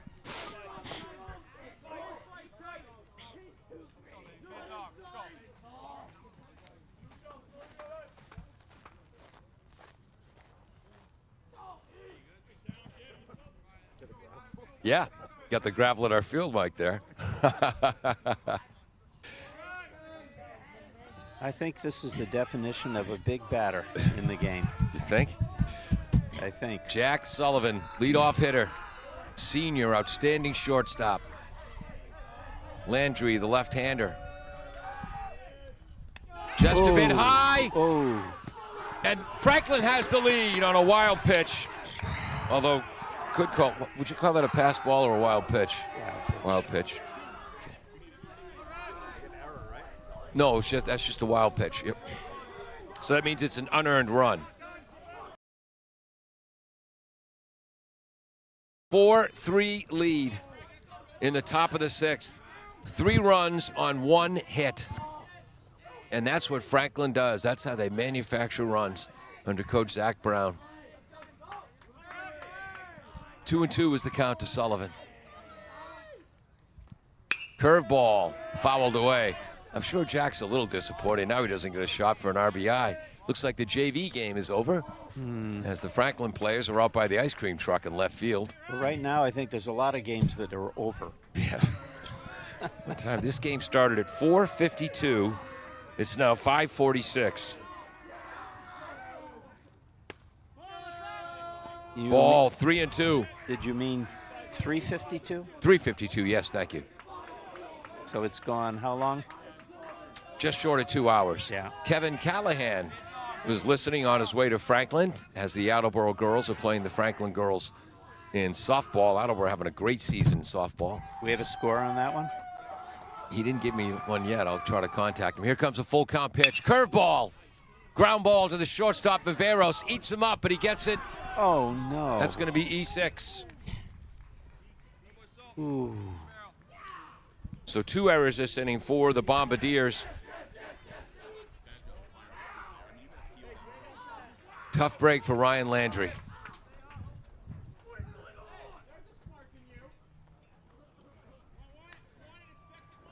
Ryan's deserved better. Rats. This brings up Sean Kryzak. Had a RBI single to left field and stole a base in the first inning. Struck out looking in the third. Ground out to third base in the fifth. Kryzak came in hitting .429, 10 singles, 4 doubles, a homer, 11 runs knocked in, 12 runs scored, 3 stolen bases.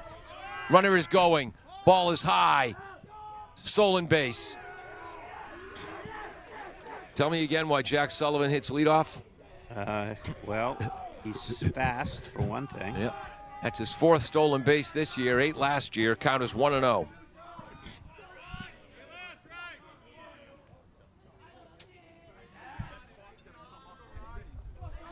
This is such typical Franklin baseball, Ty.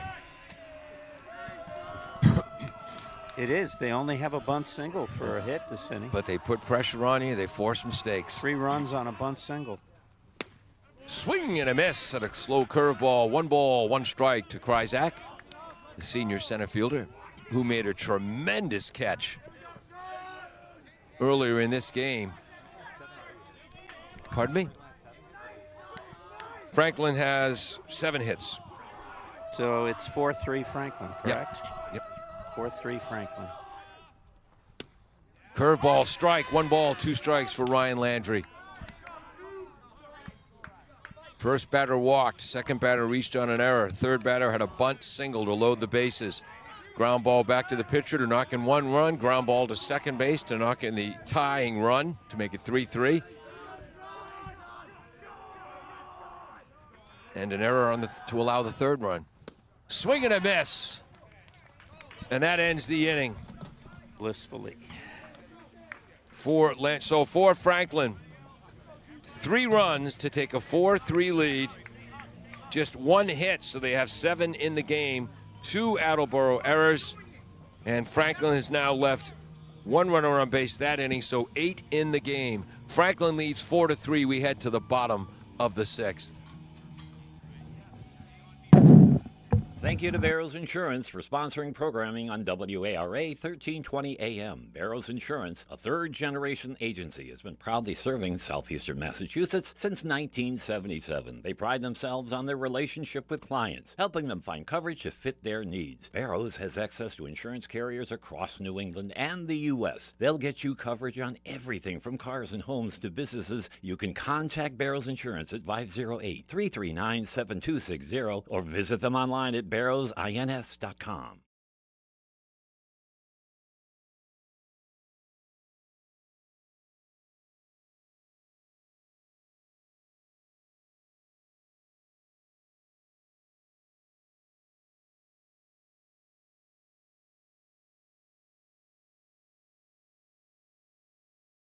Thank you to Butler Tire Sales.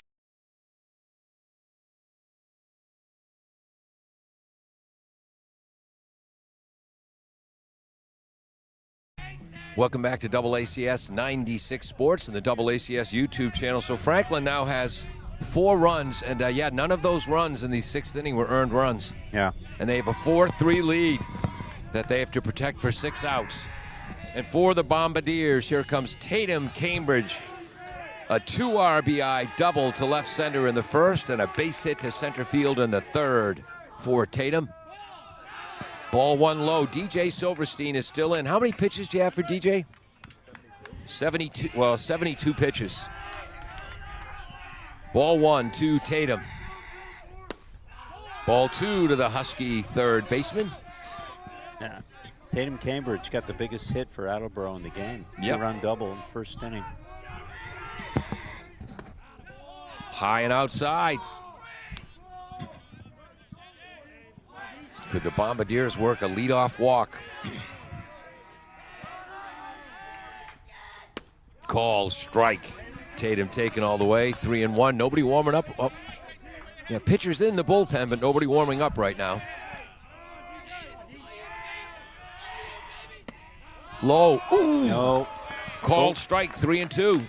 That's our first ooh of the day. Our first ooh? Yeah. Wow.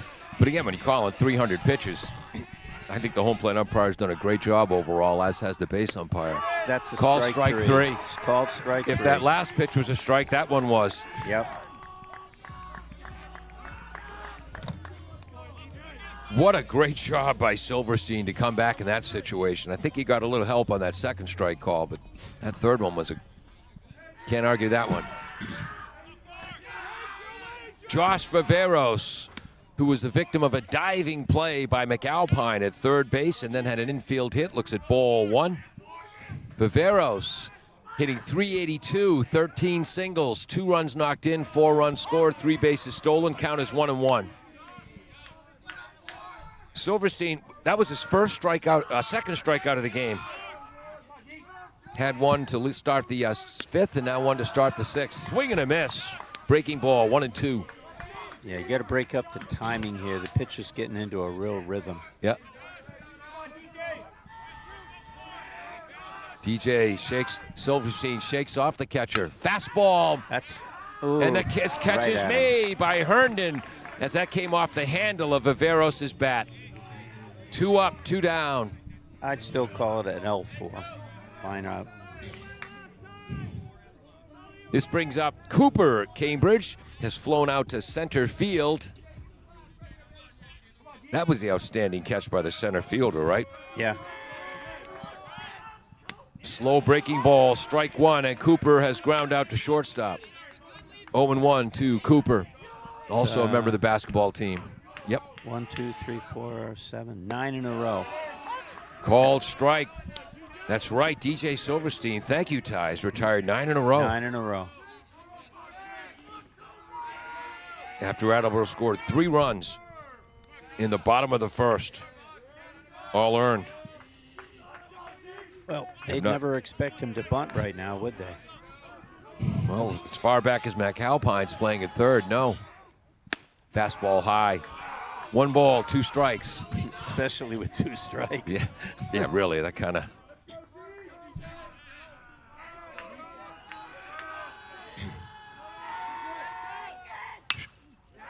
Fouled off to the right. Oh, no. I was sharpening my pencil. I over-sharpened, and the whole point broke off. You got to watch that over-sharpening. Yes, count remains 1-2. Don't have to worry about my brain being overly sharp, though. Curveball, lofted towards center. Diving catch! Oh, my God, that was a great catch. Sean Kryzak with a diving catch in center field for a 1-2-3 inning, and DJ Silverstein is now retired 10 in a row and thrown how many pitches? 85. And we'll see if he comes out for the 7th. 1 inning to go, and Franklin has taken a 4-3 lead. Wow. In terms of earned runs, Attleboro leads 3-1. In terms of runs, Franklin leads 4-3. We'll be back. That's one way of putting it. Thank you to Butler Tire Sales for sponsoring programming on WARA. Butler Tire Sales on Route 1 in North Attleboro is a full-service tire seller and auto repair shop. They're a 60-year, third-generation business founded by Austin Butler in 1965. They have a selection of new tires to choose from. Butler Tire Sales open weekdays from 8 to 4. You can contact them at 508-695-0681 or visit them at 404 East Washington Street in North Attleboro.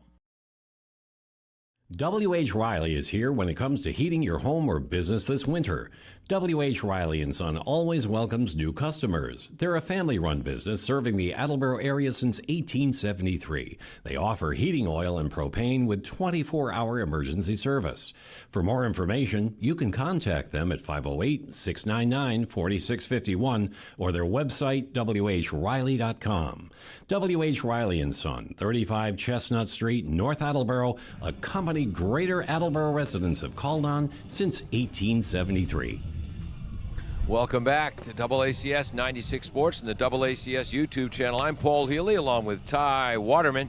Yep. This game started at 3:52. It is now 5:56. And my bladder is telling me it's been a more than 2-hour game.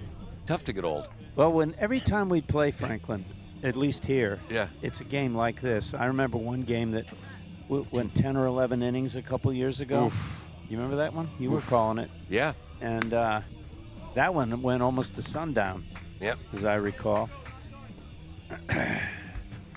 We had to alternate our bathroom breaks that game. Well, the bathroom was closer. Yes, back then. It was also that disgusting porta potty. But anyway. Well, I wasn't going to go that far. Patrick. Okay, so we've used the word porta potty. We've used the word puberty. Let's stick to the game, Paul. Okay. The number 3 batter, Patrick Luizzi, the sophomore DH who has walked and been stranded at second, a double to right field and been stranded at second, struck out looking against Westwater. Top of the 7th, 4-3, Franklin.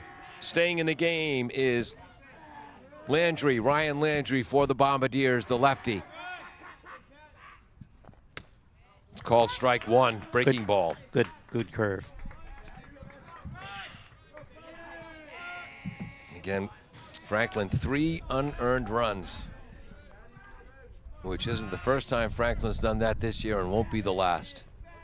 They're so fundamentally sound under Coach Zach Brown and his 453 assistants. Just a bit high, 1 ball and 1 strike.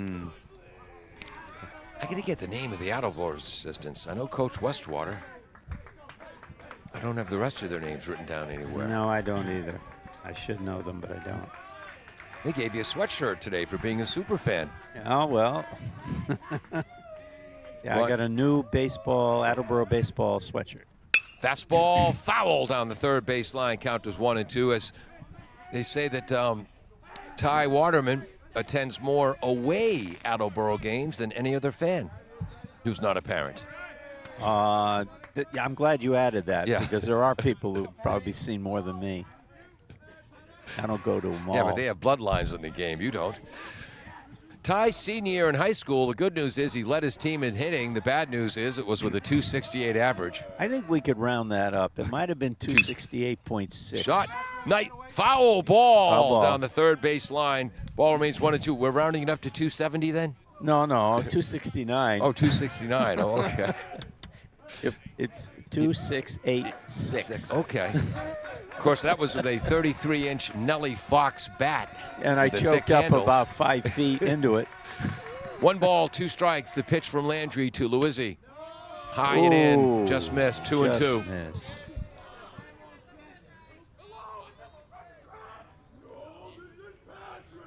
I didn't tell you whose glove I carried. Whose glove? Trivia question after the next pitch. All right. Ryan Landry ready, facing the leadoff batter here. Number 3 batter in the order. Leadoff batter in the top of the 7th.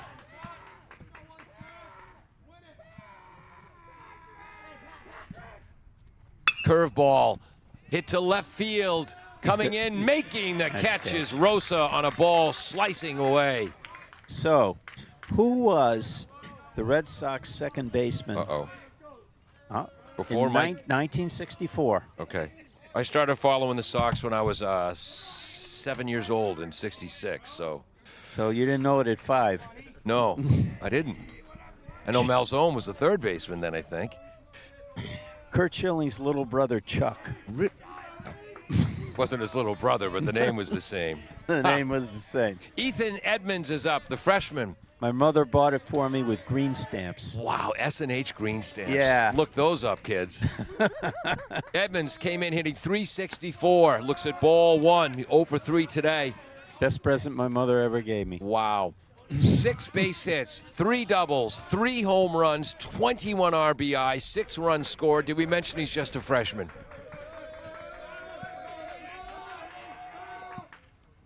Swing and a miss at a slow breaking ball, 1-1. I asked Coach Zach Brown, before the game, I said, the stars stand out. Who's been your most pleasant surprise this year? Right up at bat. And he said he had a tough time making a choice. He said, well, you never expect a freshman to end up being your cleanup hitter late in the year, so I guess we got to go with Ethan Edmonds. Called strike. Nice pitch by Ryan Landry. It's had a tough day, though. I'm not so sure. I think he's had a tough day in the field behind him. All right, he walked the leadoff batter he faced, and as Casey Stengel said, leadoff walks will kill you. But other than that, he hasn't done much wrong. Strike 3 in the dirt. Lally's going to throw to first, records the out, and that's Landry's second strikeout. Strikeout, and then 2 to 3 if you're scoring at home. So 1 walk, 2 strikeouts for Ryan. So Ryan now has... He's only given up 1 hit. He's got 40 strikeouts in 23 2/3 innings. And again, he's only given up 1 hit, and that was a bunt. It was a bunt. It was a great bunt. Yep. This is Cam Lambert, who's reached on a fielder's choice. Attleboro recorded the out at home, grounded out to third, and then walked to lead off the top of the 6th and scored Franklin's second run. Ball 1 to Cam, just a sophomore left fielder. Couple of pitchers warming up informally behind us for Franklin. Breaking ball, called strike. 1 ball, 1 strike. Again, I should wait for the umpire, Rob Massey. Sorry, folks. Ryan Landry is an excellent center fielder, though. Oh, yes. Yeah, and he's been playing outfield since he was a freshman for Attleboro. Yep. Remember, he used to be, as a freshman, he was a left fielder. Yep. Called strike again with that curveball from the lefty Landry. 1 ball, 2 strikes. I'm trying to figure out what Merrimack's going to play him. I think primarily he'll be a center fielder or an outfielder. Yeah, as a lefty, but he might pitch a little for him as well. Again, he throws hard enough. 42 strikeouts in 23 innings. Slow ground ball to the shortstop, Viveros. Long throw across his body, infield hit. Infield hit. So again, the only 2 hits Ryan has let up, a bunt single and then that infield hit. But 3 unearned runs have been scored behind him. So Lambert. And we got a pinch runner coming in. Number 9. Thank you. So this is the 3rd time Amaru has pinch run. Twice for Gogan. There's no limits on that? That's a rule I question. I mean, that is the rule, but seems to me you should have to. Oh well. Again, I would have frickin' pinch run 15 times a game my senior year. Boy, If you could do that, wow. you got born before your time. Yes. Well, then again, if I was born with more talent, I would have been in the starting lineup. Beat out by sophomore Dickie Cornell. Only because he was better than me, though. So you were playing baseball when you could have been a track runner. Which is what I probably should have done, to be honest. Yeah. But that's not how Healy's rolled. No. I ran track my sophomore year in college, ran the 3 mile. Did you? Yep. A what? The 3 mile. I never heard of that They one. have that in college. 5,000 meters, they call it now. Oh, okay. That's a story, too. What do you have for a count on Drake McAlpine? Oh, we're talking too much. Thank you. 1-0. Let's pay attention. Thank you, Mr. Herndon. I knew that was a ball. I just didn't know Yeah. if there was anything else. I was like, was there another ball? There's Ethan's big brother who drives to the hoop. 2 out, runner on first. Who had more floor burns, you or Caden Sullivan? You, all right. That was a good curveball strike. Yep. 1 ball, 1 strike to Drake McAlpine, who is 0 for 3, but reached on an error and scored the tying run in this game in the top of the 6th and made 1 great defensive play at third base. 1-1 to Drake. Curveball outside, 2 balls, 1 strike from Ryan Landry. He seems to be throwing about 50% curveballs. Well, again, this is the Franklin Panthers. You throw a fastball down the heart of the plate, you're looking over your shoulder real quick. Ryan's been battling today. Shakes off the catcher, Lally. Short lead for the pinch runner. Inside fastball fouled back. 2 balls, 2 strikes to Drake McAlpine.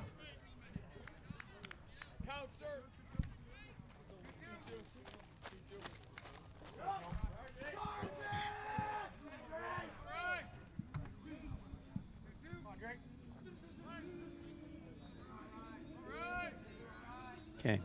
Yeah. Long wait for signs.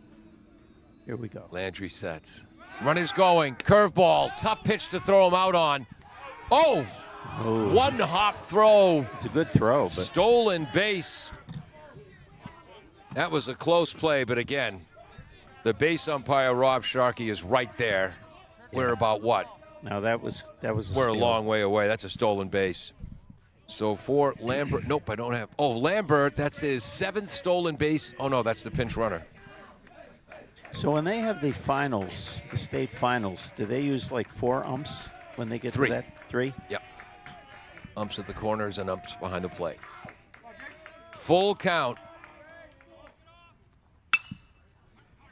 Popped up to short right field. Out is Butler. Makes the call, makes the catch. Good catch. And that ends the top of the 7th inning. And Ryan Landry deserved better. For Franklin, no runs, so they have 4 runs total. 1 more hit, so they have 8 hits total in the game. 2 Attleboro errors, and Franklin has left 9 runners on base. We head to the bottom of the 7th. Franklin 4, Attleboro 3 on AACS 96 Sports. Claudino's Auto Repair, located at 310 South Main Street in Attleboro, is celebrating 30 years in the auto and truck repair business. Over the years, John Claudino and his team of mechanics have worked to build a long-lasting rapport with their customers, from oil changes to diagnostics, transmissions, and routine maintenance on foreign and domestic cars and trucks. Claudino's will keep your vehicle running. Claudino's Auto Repair, 508-226-8545, or at claudinosautorepair.com.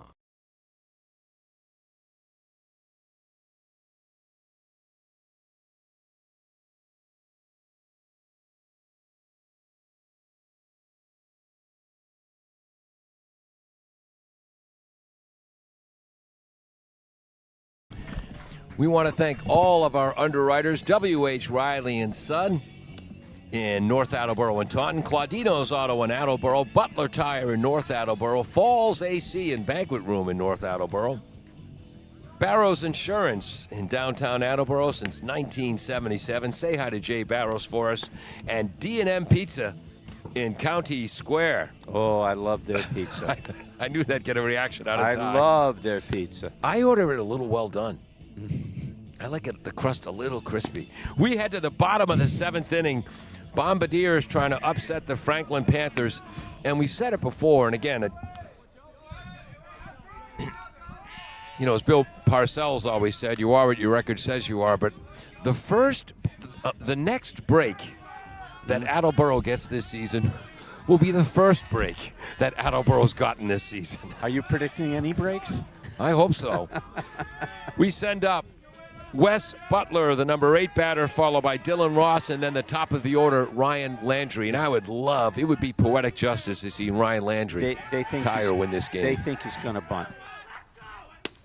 Yeah, third baseman Alpine is way in. Fastball just misses. DJ Silverstein, that was his 86th pitch.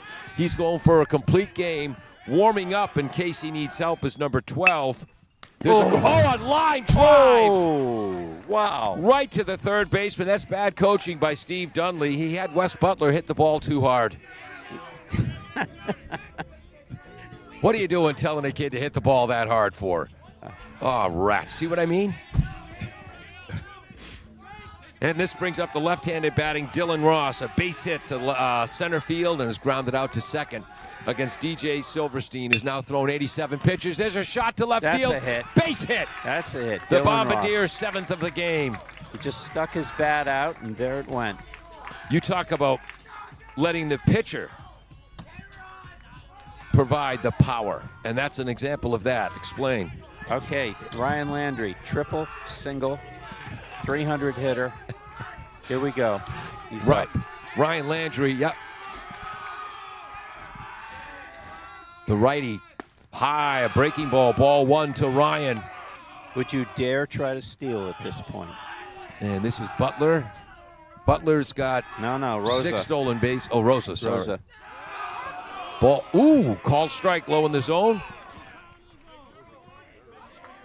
1 ball, 1 strike. Throws back.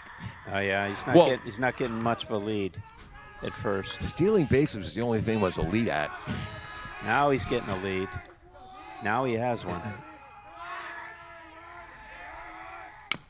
Slow ground ball, fielded by Silverstein, throws to first for the out. Attleboro down to the last out, but the tying run is in scoring position. Well, that works the same as a sacrifice bunt. Yeah.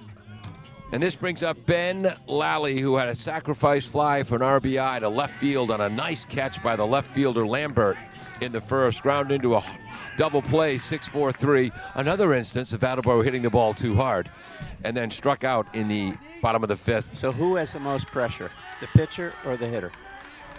Right now the hitter, because Franklin's feeling positive momentum.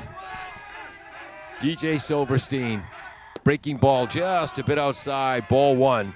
But I wouldn't worry about Ben Lally and pressure. He is a calm kid. I wouldn't either. There's not a kid. He's the one I'd want up at bat right now.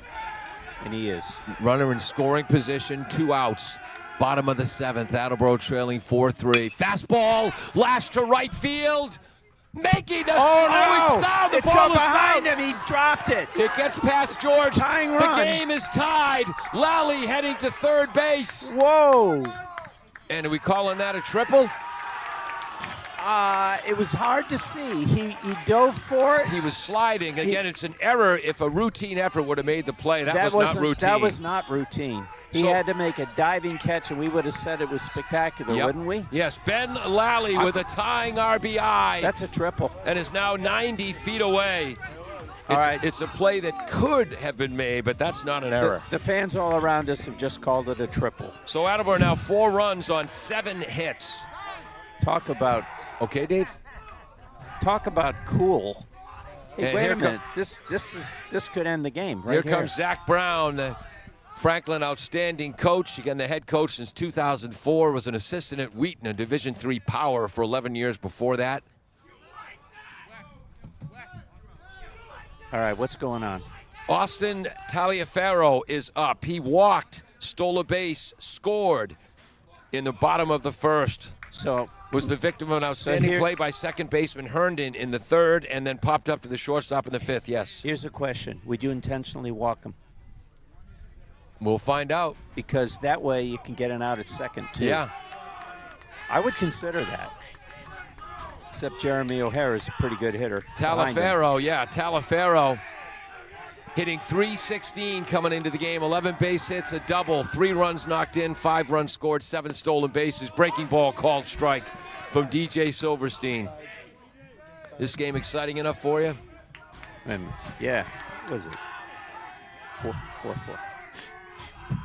Fastball, short right field. Attleboro wins! Attleboro wins! An unbelievable comeback victory! My God! The game-winning RBI to junior Austin Taliaferro. What a finish!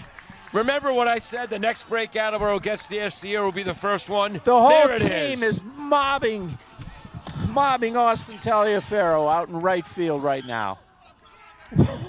Attleboro wins Oh, my incredibly. A comeback victory, 5-3. That's a game for the ages. Ben Lally, the tying RBI. Austin Taliaferro, the winning RBI. You see, Wes Butler hit that line drive. He hit the ball too hard. Taliaferro placing it in right field for the game-winning hit. It did drop in front of him, didn't it? Yeah. I thought it did, but it was close to the line as well. And your heart goes out a little bit to DJ Silverstein, who deserved better. He pitched very, very well. But Attleboro, 2 runs in the 7th inning, so they end up with 5 runs on 8 hits. That's Attleboro's best win of the year. Yes, no Franklin errors. Attleboro just 3 runners left on base. Franklin scored 4 runs, only 1 earned on 8 hits, 2 Attleboro errors. Franklin left 9 runners on base. How many did we leave on base? Just 3. 3? What a win for Attleboro. And again, DJ Silverstein deserved better. But I am so happy for the Bombardiers. They now move to 7-10 on the season. This can help them get into the D1 playoffs. Franklin falls to 7-6. 10-6 overall on the year. Wow, Ty, what an exciting game. Oh, you know, hey, and the winning pitcher is Ryan Landry. Yes, exactly right. Way to go, Ryan. Ryan had some bad luck out there, but he pitched a good 7th inning. Yeah, he allowed only 2 hits, and they were both one was a bunt, one was an infield hit. I got him with 2 innings. Yep. 2 hits. 1 walk. Yeah, the first batter he faced. And 2 strikeouts. And those 2 runs, how many of them are really earned? Well, again, we called the Lally play to that hit to right field a triple because, again, that was far more than a routine effort George had to make to try to get the out. Again, it was a play that could have been made, but as you said, we would have called it a spectacular catch. Well, there were 2 errors when Landry pitched in the 6th inning. Oh, yeah. Oh, no. Franklin. No. I don't think he had any earned runs. He did not allow an earned run. Franklin scored 4 runs. 1 was earned, the run they scored in the 1st inning. Yeah. All right, I'm Paul Healy. He is Ty Waterman. Congratulations to the Attleboro Blue Bombardiers. Great win. Wow. Sticking with it all game long for the victory. I can tell the crew wants to get out of here, so I'll do something I rarely do. Shut up. I'm Paul Healy. He's Ty Waterman. Thanks to Dave Angel for setting up our backstop camera and running our graphics. Jim Jones, our engineer in charge. We want to wish the Franklin Panthers the best of luck going forward because they play hard and they play with class. They played hard. Under Coach Zach Brown. And but way to go, Blue Bombardiers, on their quest to get back to the D1 playoffs. Thank you so much for joining us on AACS 96 Sports and the AACS YouTube channel. Again, if you like the broadcast, please feel free to leave a comment, hit that like button. You can subscribe to keep up with all the Blue Bombardier sports. Have a great night, ladies and gentlemen, and thank you so much for joining us on AACS 96 Good night. Sports. Thank you to D&M Pizza for sponsoring programming on WARA. 3 generations of the Stathakis family has been proudly serving the Attleboro community. Pizza, subs, and traditional pasta dishes using fresh ingredients since 1985. Whether you need a single meal or catering for your event, D&M has options for you. They are open Monday through Friday from 11 to 9 p.m. and Saturdays and Sundays, noon to 9 p.m. Located at 290 County Street, you can contact them at 508-226-2355.